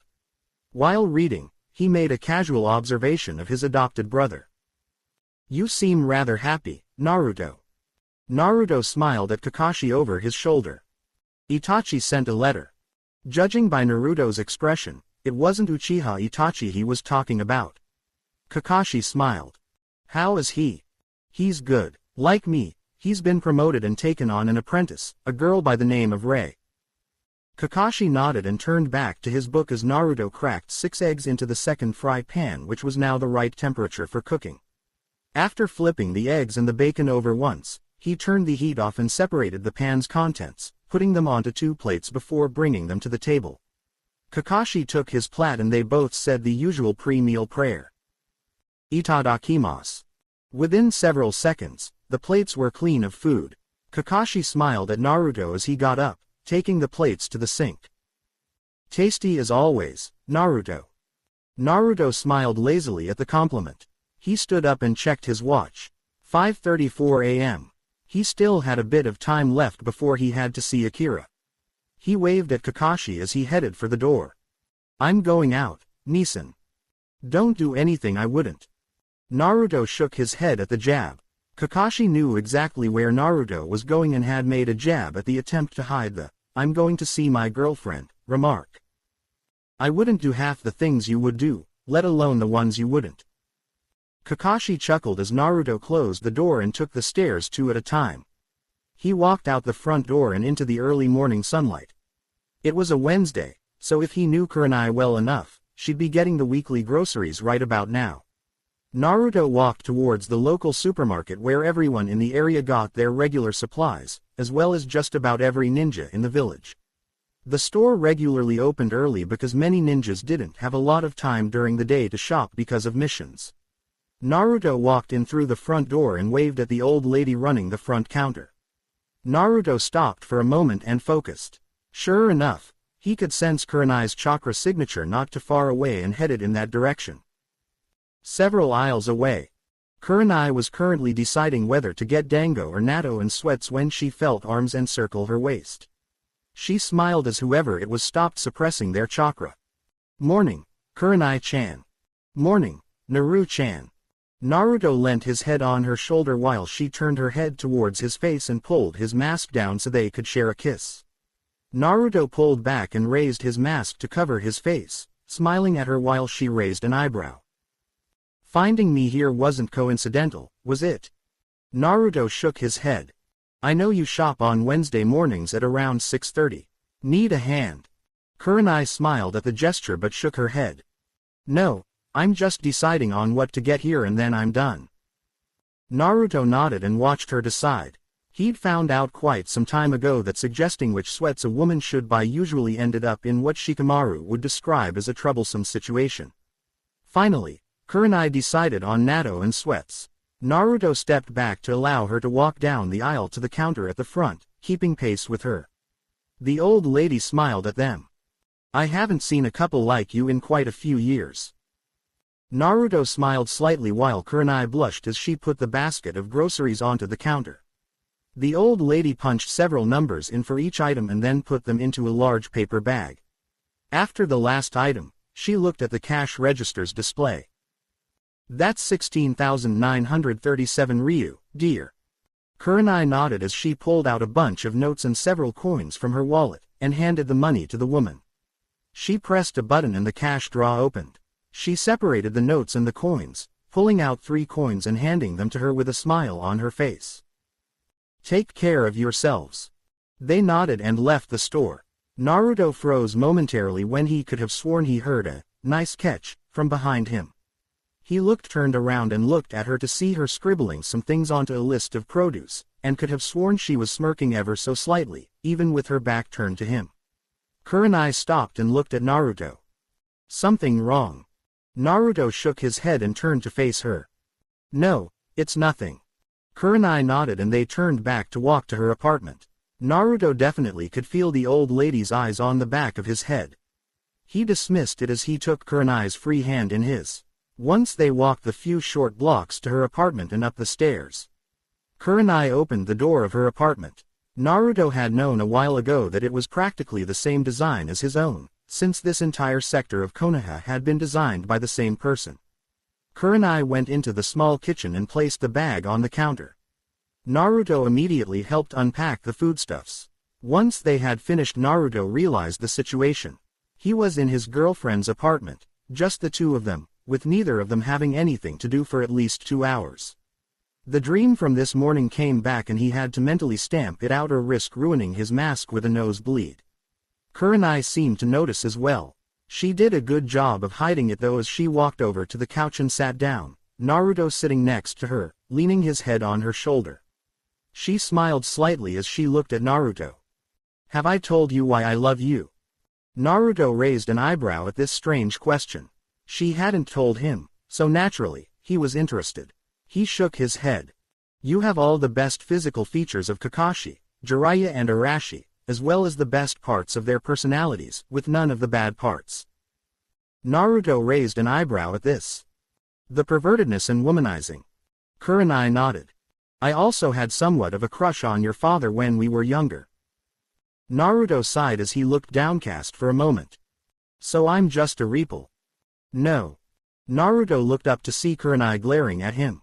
Her features softened as she hugged him. While Arashi had the majority of the qualities I wanted in a man, he was still a pervert. Naruto's eyes widened at this. My dad was a pervert. Kurenai chuckled as she nibbled on his earlobe, sending shivers through Naruto's body. He sure was. It seems even he was corrupted by Jiraiya. After I found out, I got over my crush soon enough. Naruto, you are not a replacement for anyone. The crush was just that, a crush. Like most girls in my age group, I got over the crush on Arashi.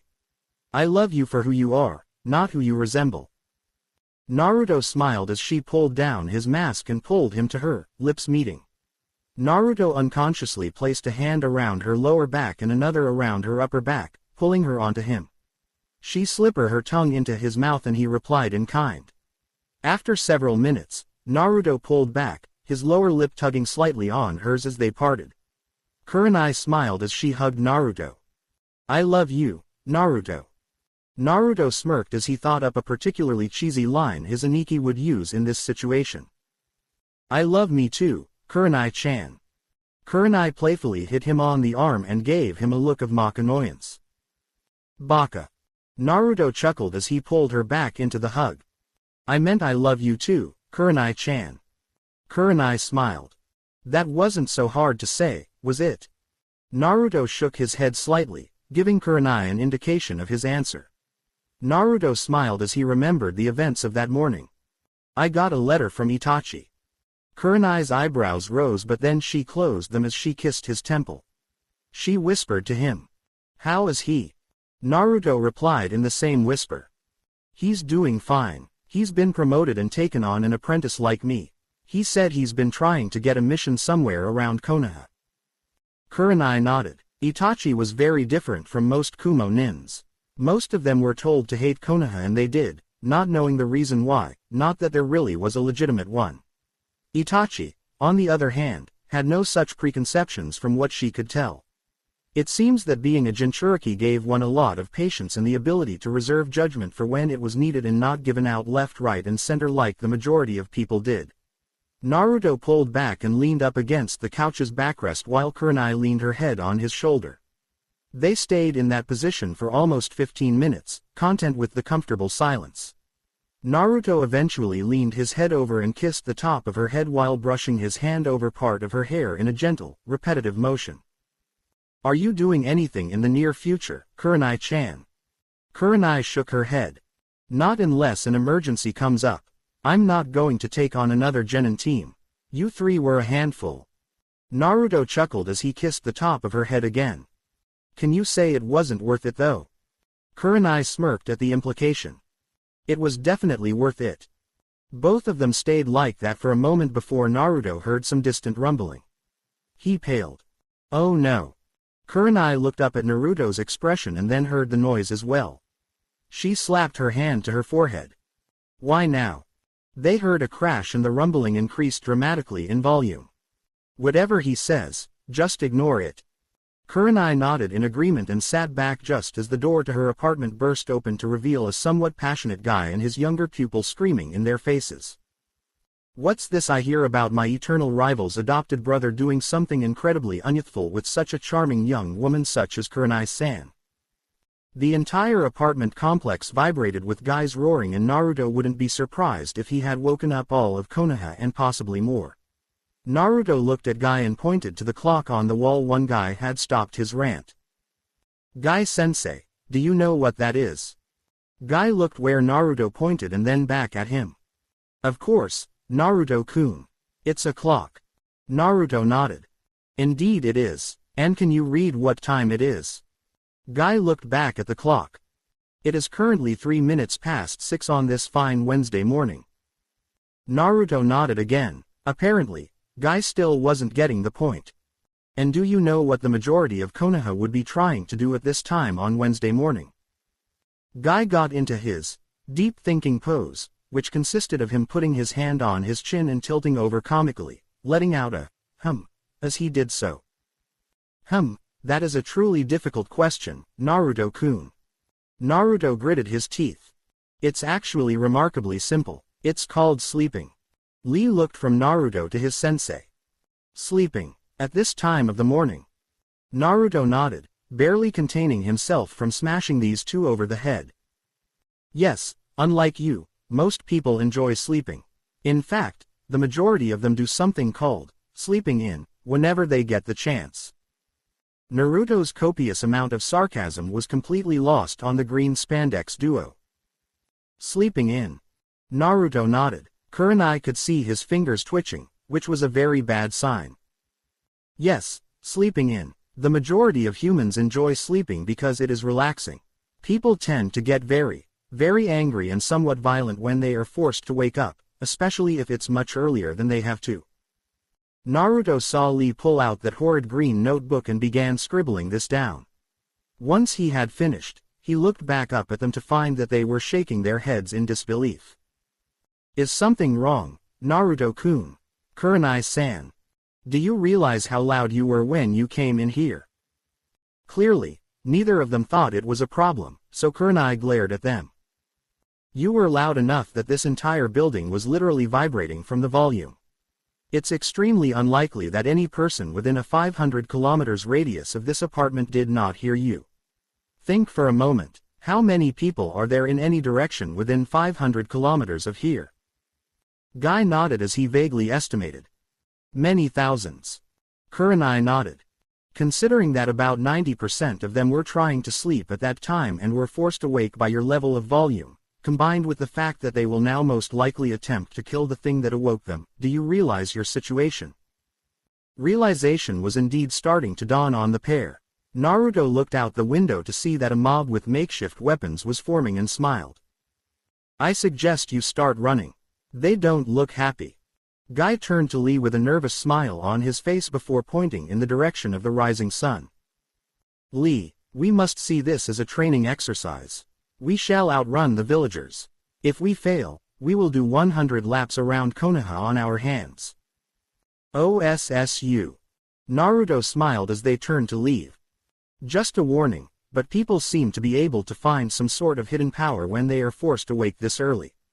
All of that power is focused on destroying the object that awoke them.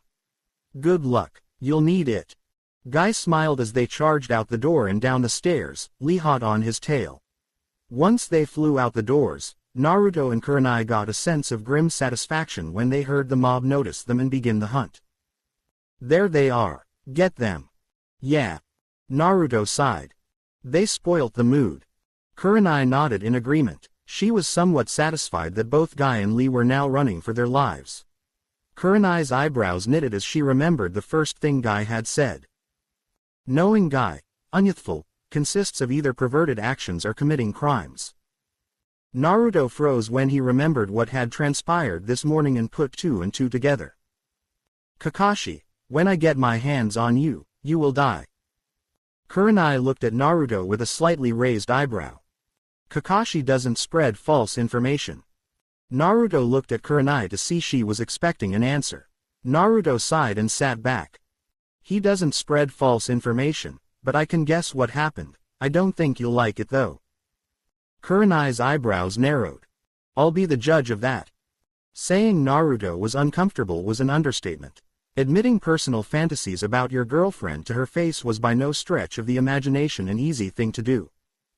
Well, this morning I had somewhat of a perverted dream about us. Kurenai raised an eyebrow.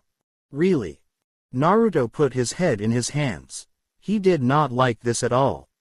It involved us and Naruto really didn't want to say what came next, but Kurenai would get this out of him one way or another. And a can of whipped cream. Kurenai managed to catch it and blushed at the thought. Naruto recovered, the somewhat embarrassing part of it over. Neeson happened to hear me sleep talking and mused if you wanted to hear about it. I thought I had shut him up by threatening to tell everyone about the extent of his pervertedness. He must have either muttered it to himself or said it directly to Guy, who only heard half of it and took action. Kurenai sighed. And now the majority of the Fire Country knows indirectly about it. Naruto nodded as a particularly sweet idea came into his head and he smiled. Perfect. Kurenai saw Naruto's grin and raised an eyebrow. Naruto turned to Kurenai. We need to find Guy. Kurenai looked at him in a deadpan expression that screamed, why? We'll use him the same way Kakashi just used him against us. Kurenai's eyebrows rose before she smiled. Both of them got up and closed the door behind them as they took the stairs two at a time and out onto the streets. They looked around to see a cloud of smoke being raised with a much larger cloud not far behind them. Naruto sighed and started after them. It seemed they'd already done something with a slight resemblance to a lap of Konoha. Kurenai was directly by his side as they sped up. Luckily, both Lee and Guy still had their weights on, which made this much easier to catch up to them. The couple drew level with the rest of the group before pulling ahead of them. Lee looked back over his shoulder and saw two of the pack pull away. Guy-sensei, they're catching up. Guy looked back and saw that two of them were indeed catching up. However, he didn't see that they were Naruto and Kurenai. Indeed they are, my adorable Lee. If we wish to complete this training, we must increase our speed. I'm making an exception to rule number 1. Lee gasped as they kept running. Demo, Guy-sensei, I thought rule 1 stated that it could not be broken unless protecting many important people. I don't care, I will allow it. Lee smiled as he reached down to his orange leg warmers. Oh no. Naruto called out to them. Guy-sensei, Lee, Matt. They both looked back to see that the pair was actually Naruto and Kurenai. They slowed down slightly for a moment before remembering what was behind them. However, it was enough for Naruto and Kurenai to fall in behind them. Naruto looked at Guy and began his plan. Guy-sensei, I'm somewhat upset with Aniki. Guy and Lee, being the somewhat innocent, gullible people they were, looked at Naruto questioningly.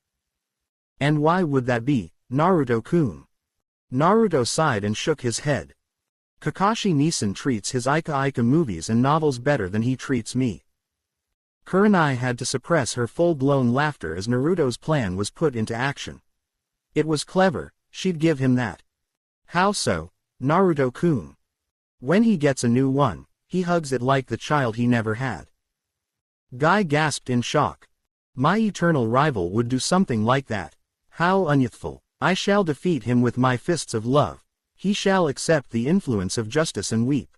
Lee, remove the weights. We have to stop my unyouthful rival. OSSU. Both of them took their weights off and dropped them before emitting a sonic boom from breaking the sound barrier as they sped off to find Kakashi. Naruto and Kurenai slowed down and let the essentially rabid villagers storm past them after the current objects of their hatred. Naruto waited as he started counting down. 7, 6, 5, 4, 3, 2, 1. Kakashi, my eternal rival, what is this I hear about you treating your very unyouthful collection of literature with more care than you treat your eternally youthful OTOUTO? Please answer me. Naruto decided that breaching etiquette this once would be acceptable given the circumstances, and fell over laughing as everyone seemed to stop what they were doing and stare in the general direction of the booming voice in various forms of amusement, shock in the majority of the female population, horror. Kurenai couldn't help but laugh either. It was somewhat cruel to use Guy's naivety against him, but if Kakashi would resort to exploiting it, then so would he. Fight fire with fire, as they say. Naruto slowly stood up and looked at his watch, and saw he had enough time to do something before he had to begin the day's training with Akira. Naruto turned to Kurenai and took her hand. Want to go to the park? Kurenai smiled. In a sense, this was their first date since they had started going out, and it was at the same place as the first one. Sure. Naruto and Kurenai walked off towards Konoha Central Park to enjoy their last hour or so together for the day. The park. Naruto and Kurenai walked through the park, admiring the early morning sunlight glittering off the pond's surface as they sat on one of the park benches. Reminds you of our first time, doesn't it?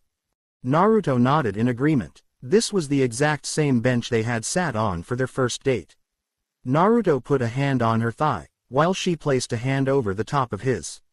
They sat there in contented silence as several people occasionally walked past them. Some of them were going for a morning jog before work, while others were simply admiring the scenery. They sat there in silence for the better part of half an hour in a comfortable silence. Kurenai turned to Naruto as an idea came into her head as she pulled Naruto into a hug and whispered into his ear. Your birthday is coming up soon, right?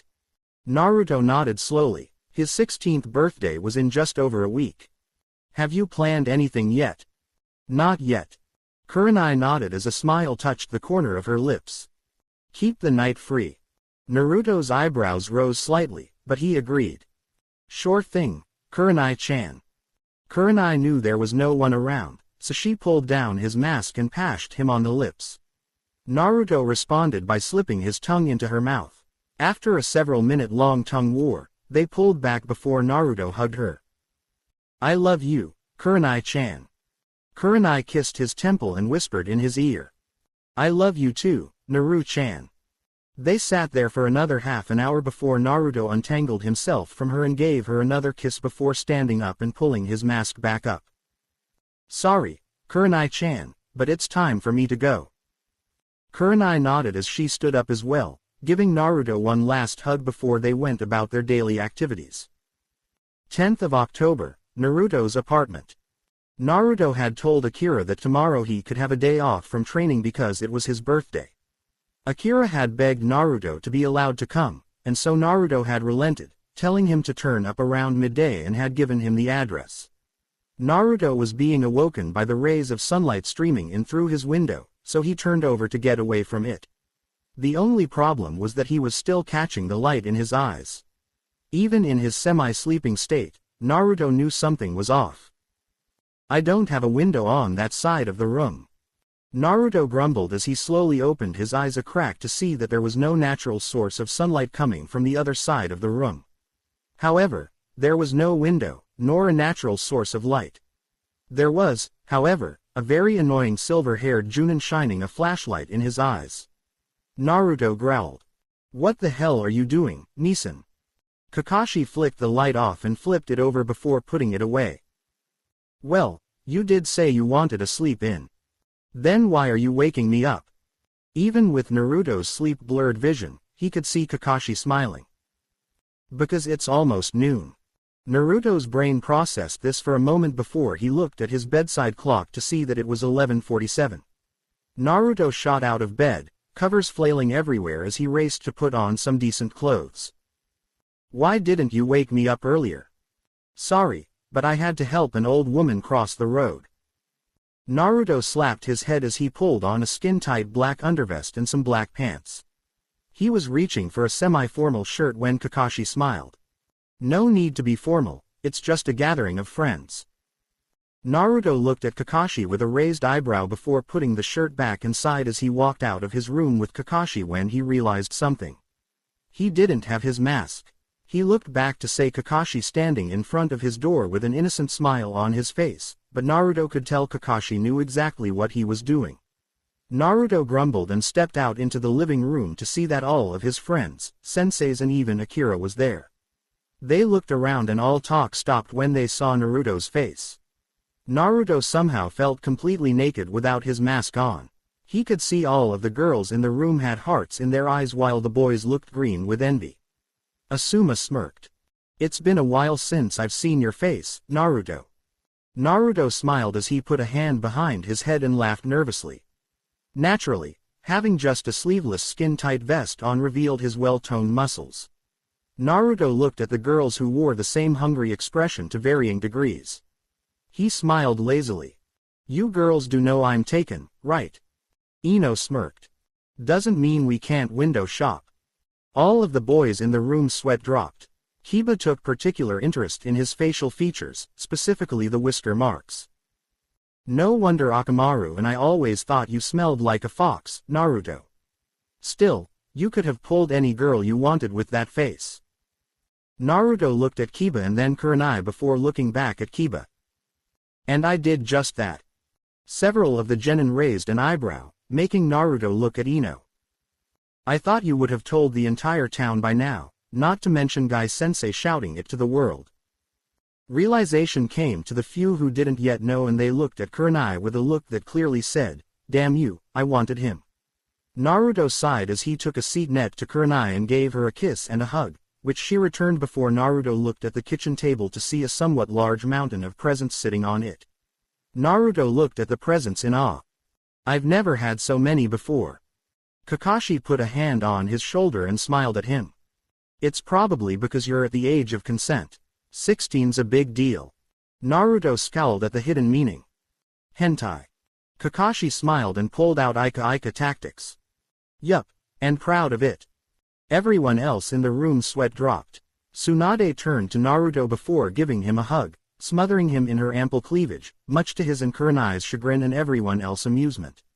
She released him and his gasped for breath while Jiraiya chuckled. Death by cleavage.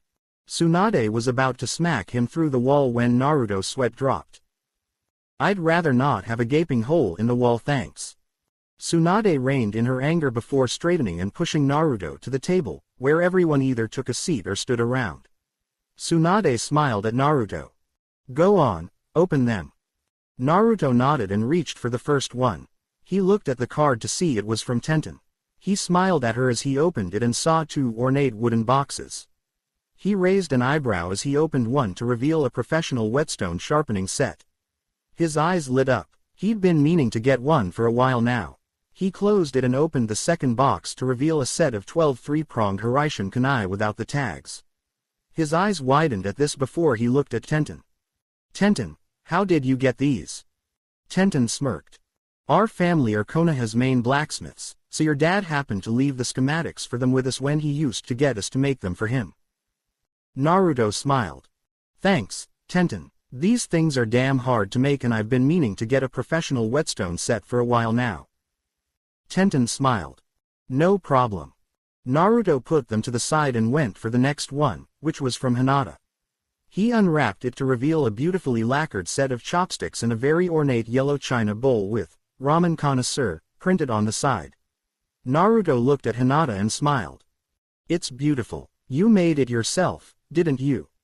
Hinata's eyes widened before she smiled. Hi. Naruto took another look at it. You should seriously consider making more of these. They would sell out the second you put them on the shelves. Hinata blushed at the compliment as Naruto put them with Tenten's present and went for the next one, which happened to be from Ino. It was somewhat tall and a rather unusual shape. Naruto peeled off the paper to reveal a plant from which bloomed a stunningly beautiful flower. The outer edges of its petals were cerulean blue while the insides were crimson red. Both colors bled into each other in the middle to form a vivid violet color. Naruto looked astonished at this. From all the times I've been in your shop, Ino, I've never seen a flower like this. Ino smirked.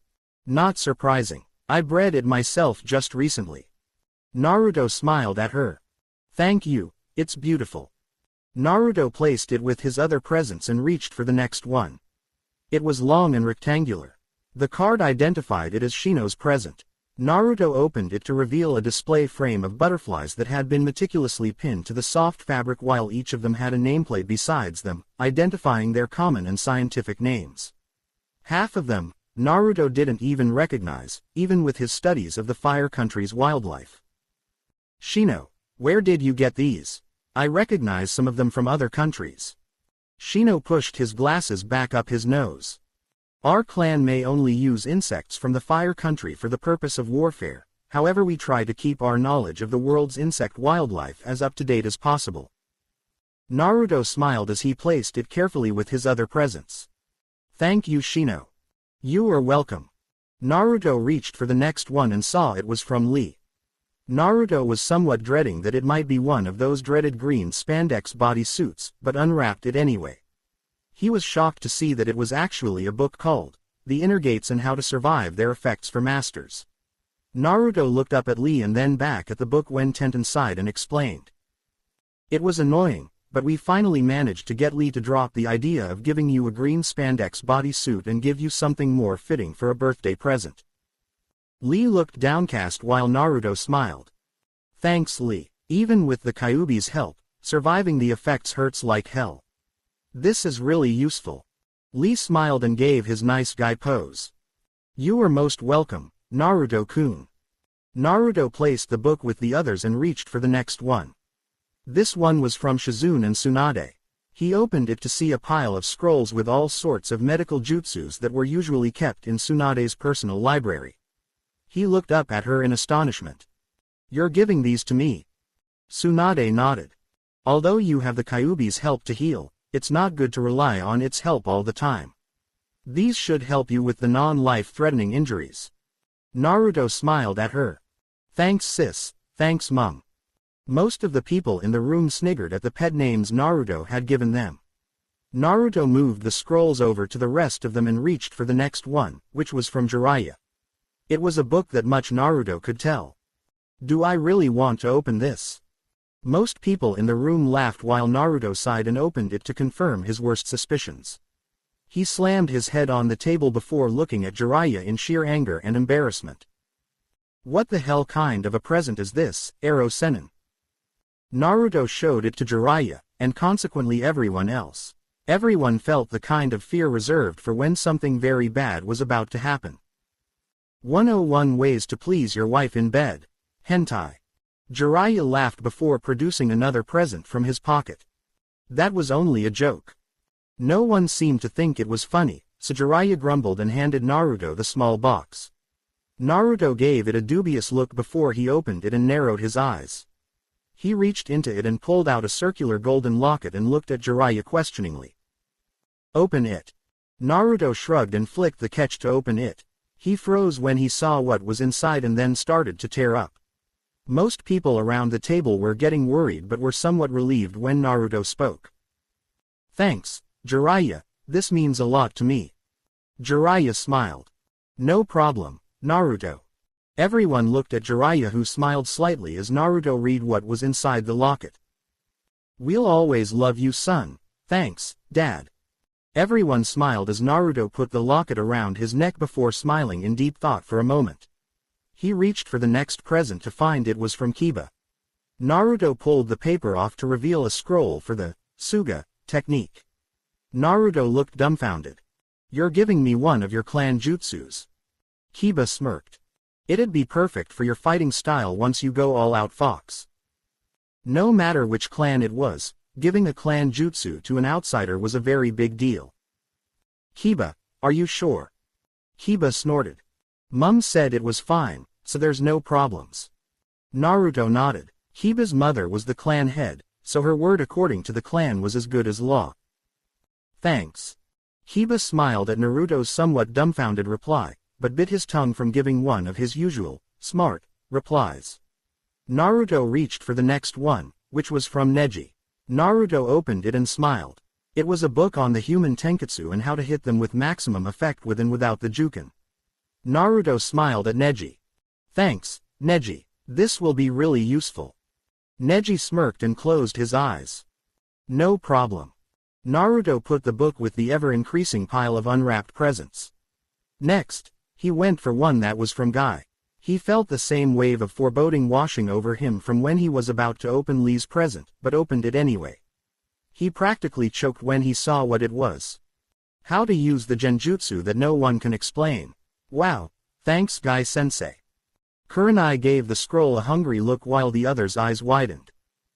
You mean that genjutsu with the sunset and crashing waves? Guy nodded. Indeed, only those in the springtime of youth are able to master such a youthful jutsu.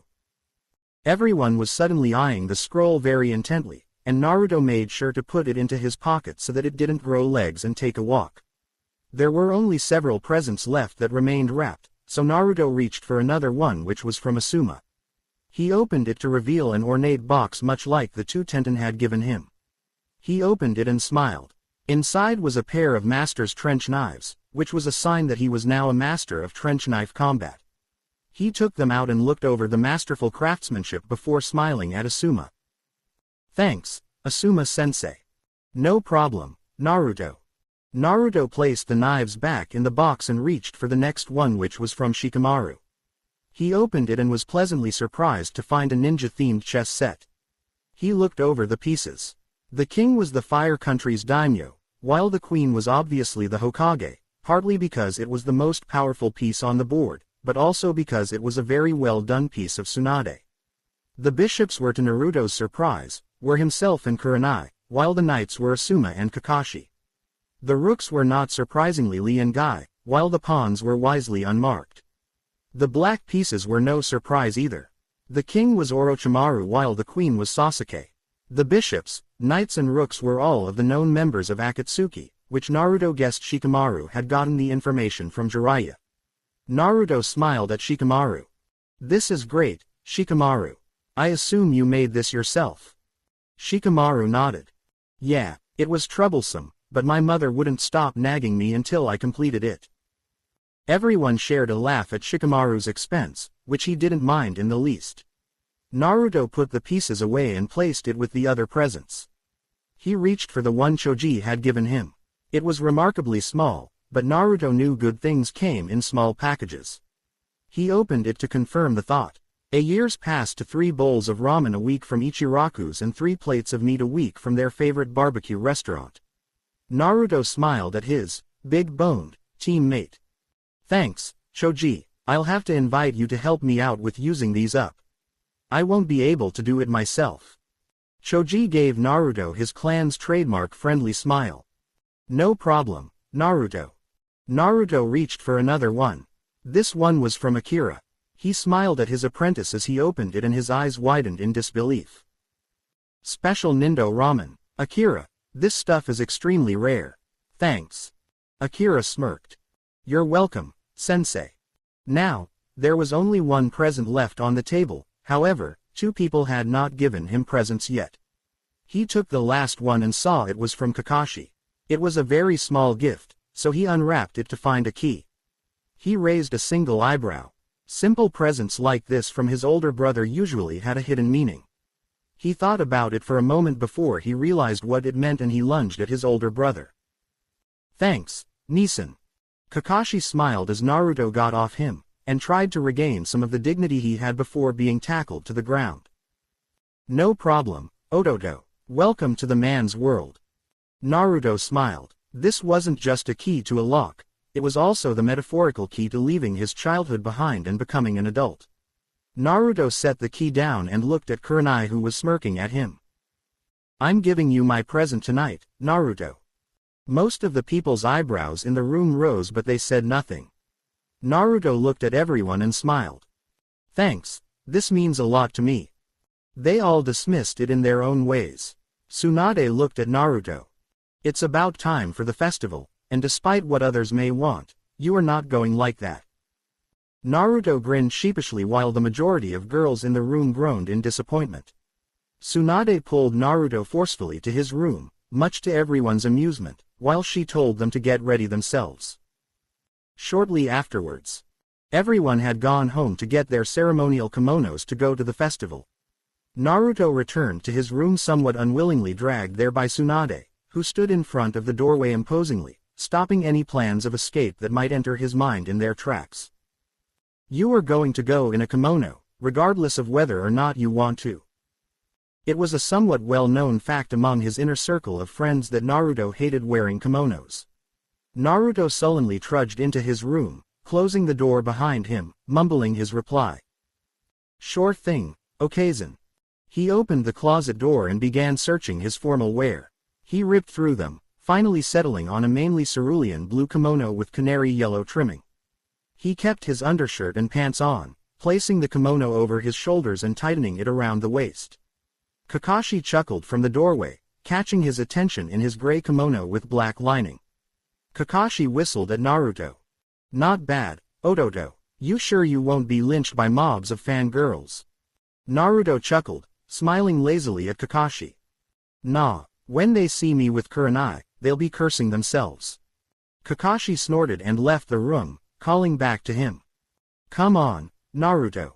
Naruto checked himself one last time in the mirror before placing his mask on and leaving with Kakashi to pick up Kurenai, seeing that Tsunade had already left to prepare herself. Kurenai's apartment. Kurenai had just finished putting on her red kimono with black lining when her doorbell rang. She immediately sensed Naruto's chakra and came to the door, opening it to find everyone's favorite blonde smiling lazily at her. She pouted playfully at him. Did you have to wear your mask, Naru-chan? You look so much cuter without it. Naruto hugged her, whispering in her ear. I only show it to those who are most important to me. Like you, Kurenai-chan. Kurenai smiled and drew back, noticing Naruto was still holding onto her hand. She nodded at him and they walked down the stairs. Once they got outside, they saw Kakashi being mobbed by a group of fangirls. Everyone stopped when Naruto and Kurenai walked out the door, hand in hand. Every single girl sent Kurenai death glares, making her smirk and continue past them. The girls, no longer having any reason to pester Kakashi, grumbled and left. Kakashi slowly caught up to Naruto and Kurenai, looking slightly the worse for wear. Naruto smiled at his older brother as they walked the final few streets towards the festival. Thanks for covering for me, Nisan. Kakashi sighed and trudged on with them. No problem. Before they got to the end of the street, they met up with Shino and Hinata. Naruto's eyes popped out of his head when he saw them. Shino had abandoned the trench coat, keeping only the goggles. While sightings of Shino's face were rare, they still happened from time to time. However, no one bar his own family and possibly Hinata had seen his eyes from any better than a 90-degree angle. Hinata wore a pure white kimono with lavender linings, while Shino wore a black with white linings. Naruto smiled lazily at the pair. Yo, Hinata, Shino, you two look sharp. Despite the fact that it helps your bugs maintain a stable environment, Shino, you should wear less clothing. Hinata, you look gorgeous. Shino nodded at the acknowledgement. Hinata blushed slightly at the compliment and smiled at Naruto. You and Kurenai-sensei look wonderful, Naruto-kun. Naruto looked at Shino, a smirk coming onto his face. Shino could guess what Naruto was wondering about. I do not wear eye protection for the same reason you wear your mask, Naruto. I can assure you, my eyes are quite normal for an Abarame's.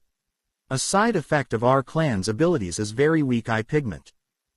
Naruto nodded. So, to beat an Abarame, just knock off their glasses during daylight times to make them go blind. That would make sense. Naruto smiled lazily and nodded towards the festival. Shall we? The other four agreed, and began walking towards the festival. There, they saw the majority of their other friends mulling around in pairs or by themselves. Neji was wearing a similar kimono to Hinata, and was with Tenten, who was wearing a navy blue kimono with red lining. Ino was with Choji. Choji was wearing a red kimono with brown lining. This strange color combination seemed to actually work with Choji, considering his eye and hair color and what he normally wore. Ino was wearing a violet kimono with canary yellow lining. Even Tamari was here with Shikamaru. The group steadily grew to encompass Kiba with his date. Akamaru padded along beside them. After Lee joined them with a rather pretty blue-haired girl who Lee introduced as Aim, they walked around the final street corner that led to the main street of the festival. People stared at the group as they went past, especially Naruto and Kurenai. Naruto had never come to the festival before, except when he was young. Now that he was far older, they didn't recognize him. Up ahead, they saw both Jiraiya and Tsunade together. Tsunade was clearly not enjoying it, however, Jiraiya seemed to love every second of it. When Tsunade spotted Naruto, she rushed over and looked at him with severe urgency. Naruto, I need to talk to you for a moment. This is serious. Everyone looked at Naruto, who shrugged and nodded. Sure. Naruto followed Tsunade over to Jiraiya and they found themselves a quiet little area which they made sure was away from prying eyes and ears, before Jiraiya spoke. Naruto, someone has leaked information into the village that Yondaime had an heir sometime since you competed in the finals. We've managed to confirm that the leak was not from an external source. Naruto's eyes narrowed. Meaning someone from this village. Tsunade nodded. Who knows? Naruto thought about it. From this village apart from us, only Kakashi, Kurenai, Asuma, Jiraiya and Guy know of the truth. I know none of them would leak the secret, even if tortured. Jiraiya's eyes narrowed further. Are you saying people from outside the village know? Naruto nodded. Besides the obvious 9, there is Orochimaru and Sasuke. The only other person who knows is Unryu Itachi, and I know he's completely trustworthy. Tsunade sighed, rubbing her temples as she felt a migraine coming on. We're still going to have to reveal it. People will riot if it's left like this. Naruto growled, but controlled his anger. I wanted to reveal this when I was ready. I refuse to do it unless you have genetic evidence to support me. It's bad enough that people think I'm the Kyuubi, but if that was released, Konoha wouldn't be standing by sunrise tomorrow. Tsunade nodded, pulling out an official copy of Naruto's official birth certificate.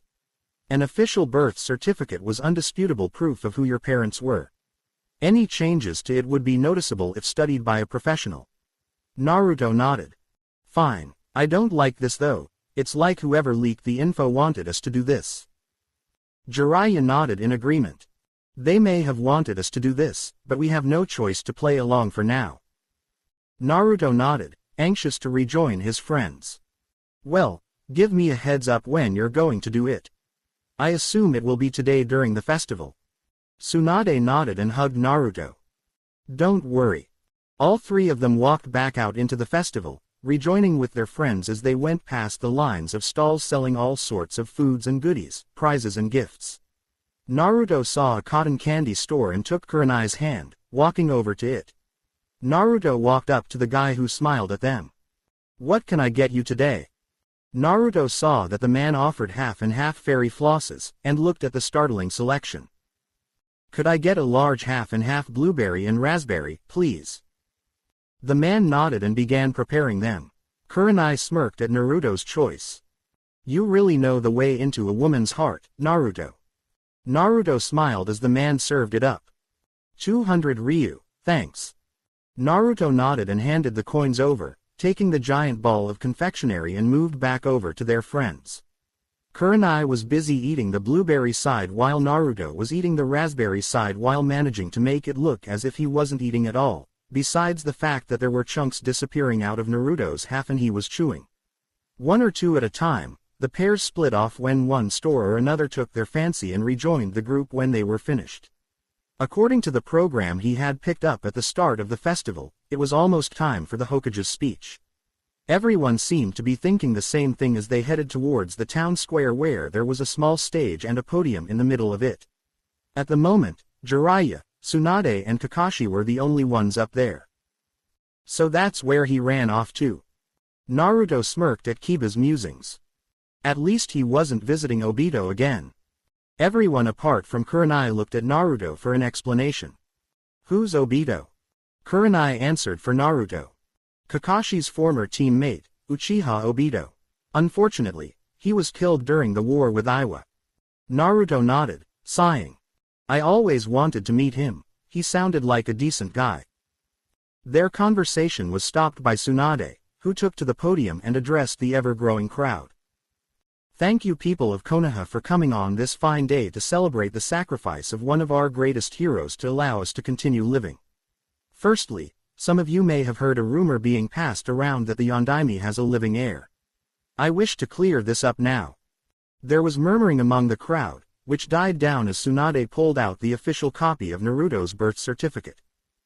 I have researched extensively as to who it could possibly be. I managed to find one of our own Junins fit the match, both in birth certificate and DNA profiling. He is with us now. Everyone began shouting, demanding to know the answer. Tsunade held up a hand, which quickly quietened them. That man is Uzumaki Naruto. All eyes turned to Naruto who was fighting extremely hard to keep a somewhat straight face. Naruto smiled and called out to Tsunade. So, can I adopt my real surname now? I'm powerful enough to defend myself from assassination attempts, right? Everyone was silent for a second before general mayhem broke out. Some started screaming, demanding reasons as to why this was kept a secret, while others were screaming for his blood.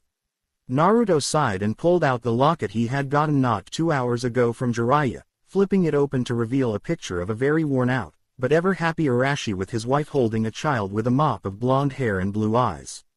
The only thing different was the fact that the Kyuubi had not been sealed within Naruto just yet, so he was missing the trio of slash marks down each cheek. I wonder what Dad would say now. Naruto held the locket up for everyone to see, making them stop in their tracks. Everyone's eyes widened at the locket, or more specifically, its picture and message. Naruto snapped it shut and hung it around his neck as he looked up at them. The fact that I can perform Hiraishin should prove that only a Kazama can do it, one of our bloodline jutsus. Those that saw me at the Junin exam finals can attest that I did indeed use it, multiple times. People started backing down at several people's agreement with Naruto's statement. Naruto mentally sighed in relief. He expected this entire village to be on fire about this time. Some people still had their doubts, such as an old man who chose that moment to cry out at him. There's no way he could be Yondaime-sama's son. He's the damn demon. The Anbu moved to cut him off when Naruto stopped them as he looked directly at the man.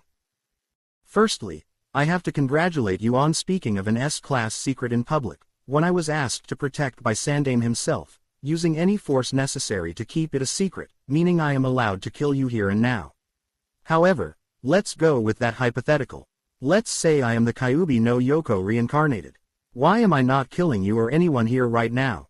I am capable of pulling out enough power to destroy the entire Fire Country and probably more, as well as being reborn as my true self.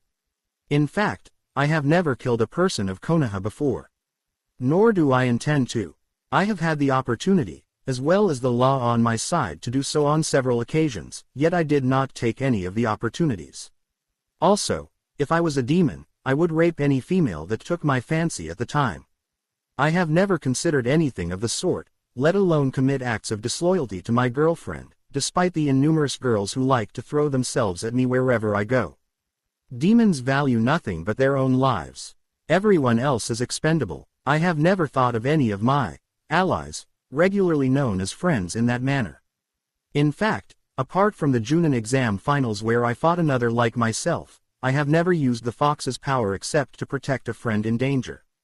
Name me one single demon who would do all of that and I'll admit I am the damn fox, as well as let you kill me. The man could say nothing.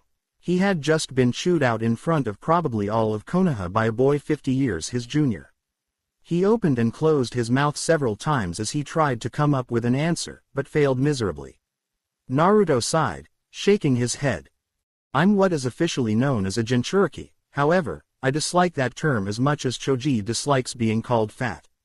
I keep the demon at bay through force of will. If I doubt my own strength, the Kyuubi will start taking over my body. I've known about who my father was for over 11 years. However, I was forbidden to say so for fear of assassination attempts from Iwa or Kumo in retribution to the Yondaime's actions in the wars with them. If they had either failed or succeeded in killing me, it would have led to the next hidden shinobi war. If the war had started, it was probable that the majority of villages would join forces against us. Konoha had little to no chance of surviving. I'm sorry for deceiving everyone for so long, but it was necessary for all of our safety. There was silence for quite some time before Kiba smirked.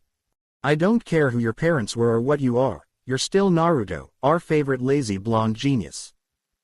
Naruto smiled as his friends quickly agreed with Kiba's statement. Kurenai pulled Naruto's mask down and gave him a kiss on the lips.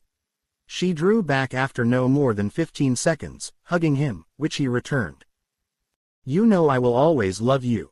It didn't change when I knew before, it won't change now. Naruto smiled and hugged her. Thank you, Kurenai-chan. Although few regarded him with the respect the Yondaime had asked for yet, many of them no longer just accepted the fact that Naruto was just another Junin of Konoha, but something more. Naruto scratched the back of his head sheepishly at the attention. I'm nothing special, really. If anything, that made people stare at him even more. Naruto looked at them and shrugged. If you want me to perform Hiraishin or something as proof, just ask. But please don't keep staring at me like that, it's unnerving. People for a lack of somewhere to look stared at the ground. However, One small child at the front looked up and smiled widely. What's Hiraishin? The mother of the boy was about to scold him when Naruto chuckled. Decent question. Hiraishin is a jutsu that lets me move at the speed of light.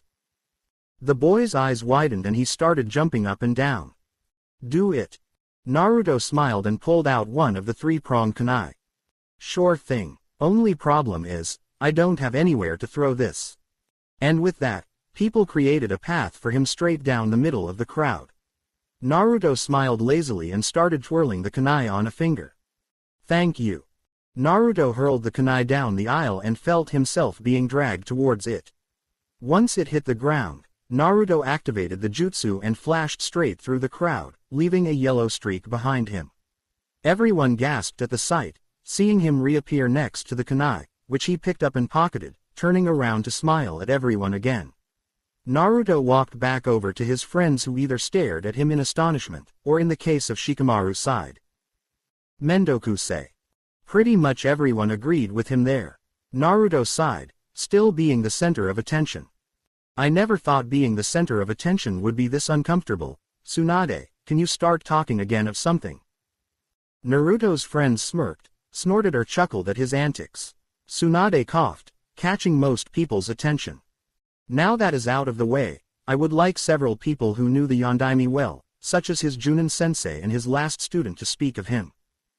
Tsunade left the podium and took the seat between Jiraiya and Kakashi. Jiraiya got up and took the podium.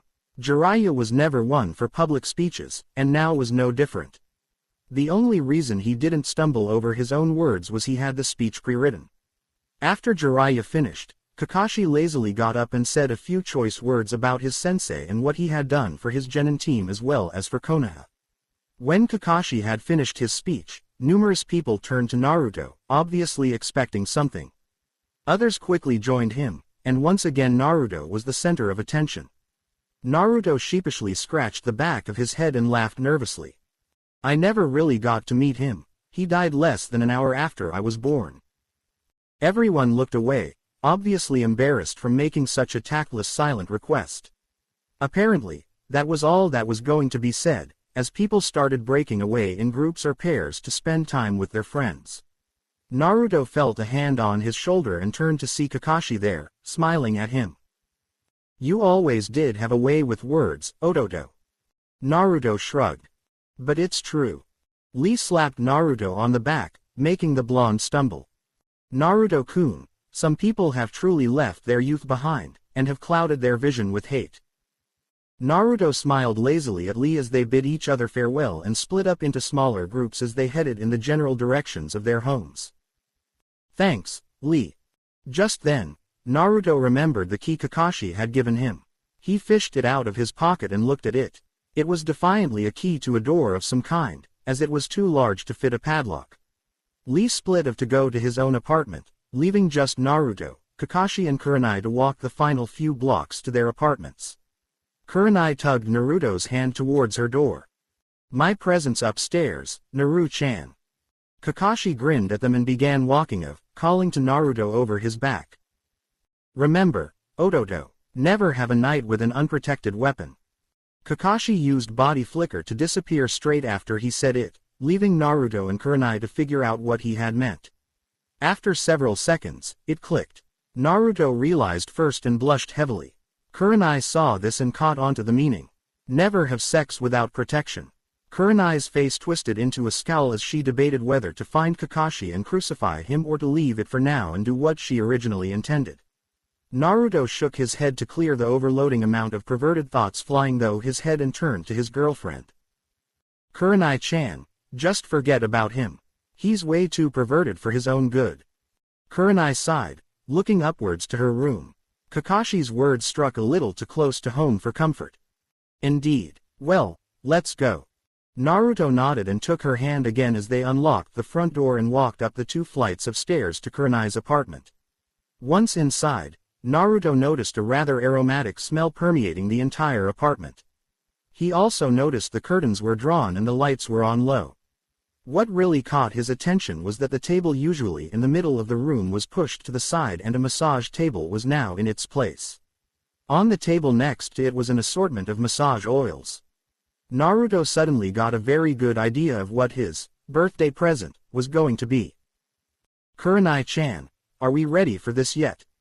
Kurenai smiled and wrapped her arms around Naruto's stomach from behind. If you think we're ready for it.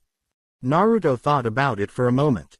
Was he ready? Sure, he loved her more than anything, but he definitely didn't want to jump straight off the deep end. Are you using contraception? Kurenai nodded, rubbing her cheek with his. Naruto decided to let things play out and took off his kimono, folding it out of habit and putting it on the couch. He heard Kurenai chuckle behind him as he did this, making him turn around and raise an eyebrow. She waved it off, shaking her head before pointing to the table. It's very unusual for men to do something like that. Please take off everything except your boxers. Naruto nodded and took off his shirt and pants, leaving him in his orange boxers. Kurenai undid the sash of her kimono to reveal nothing but a black stained bra and panties. Naruto couldn't help himself and just stared at her gorgeous body. He knew she was well endowed, but not to this extent. She was very easily a double D cup. She also seemed to be admiring his body. Kurenai smiled slyly and walked up to him in a seductive manner, sashaying her hips with each step and placed a palm on his chest, over his heart. Naruto shivered under her touch, making her smile and hug him, pressing her body flush with his.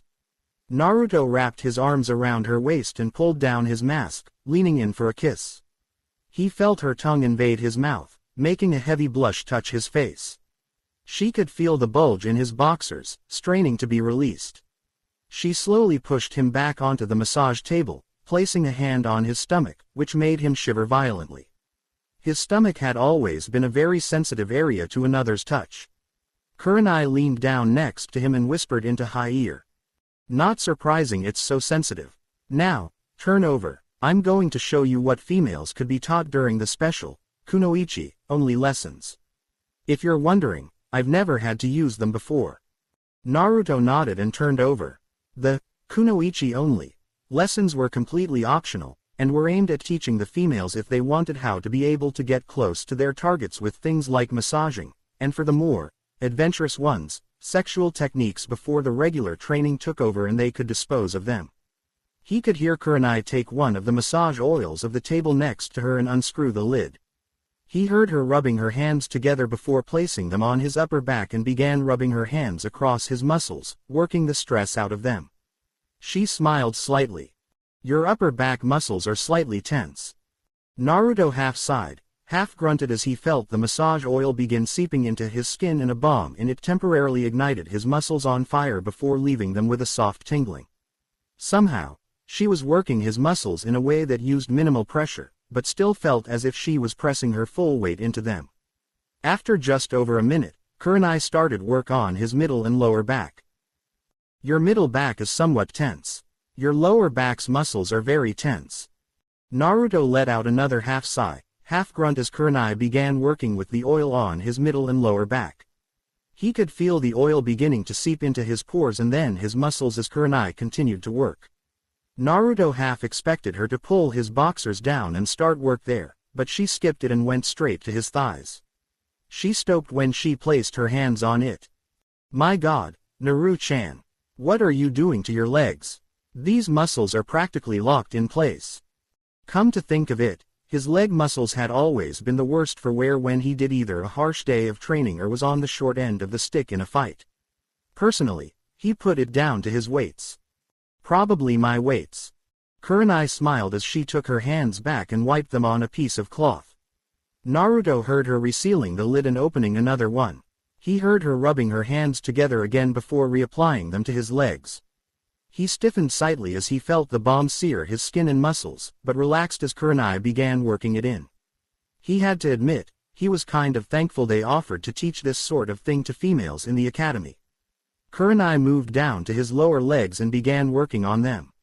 Naruto could feel the constant dull ache in his legs begin to disappear as Kurenai kneaded the muscles.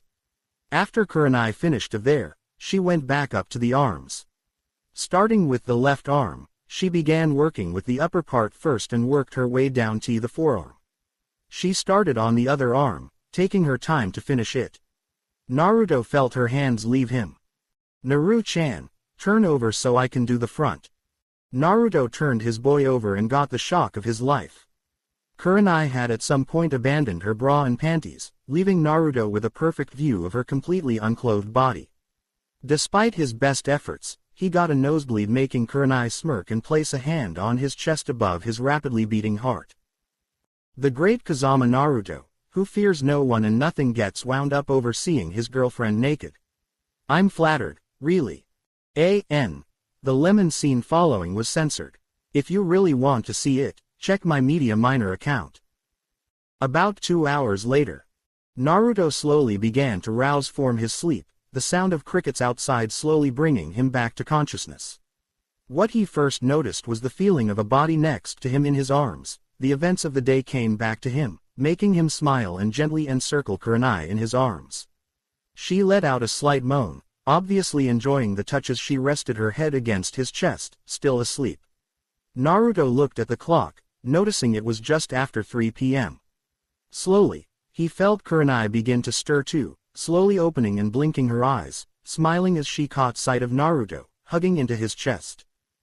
Sleep well, Naru-chan. Naruto nodded slightly, leaning his chin on top of her head. Yeah, what about you? She smiled and nodded slightly as Naruto again looked up at the clock. Do you want to stay here or get ready to go back out to the festival? Kurenai turned over and looked at the clock, pondering for a few moments. I don't mind either way. Naruto was of exactly the same opinion. As such, both were still indecisive. I was going to say the same thing. Kurenai simply turned back around and hugged him. Then would you like to stay here for a while longer?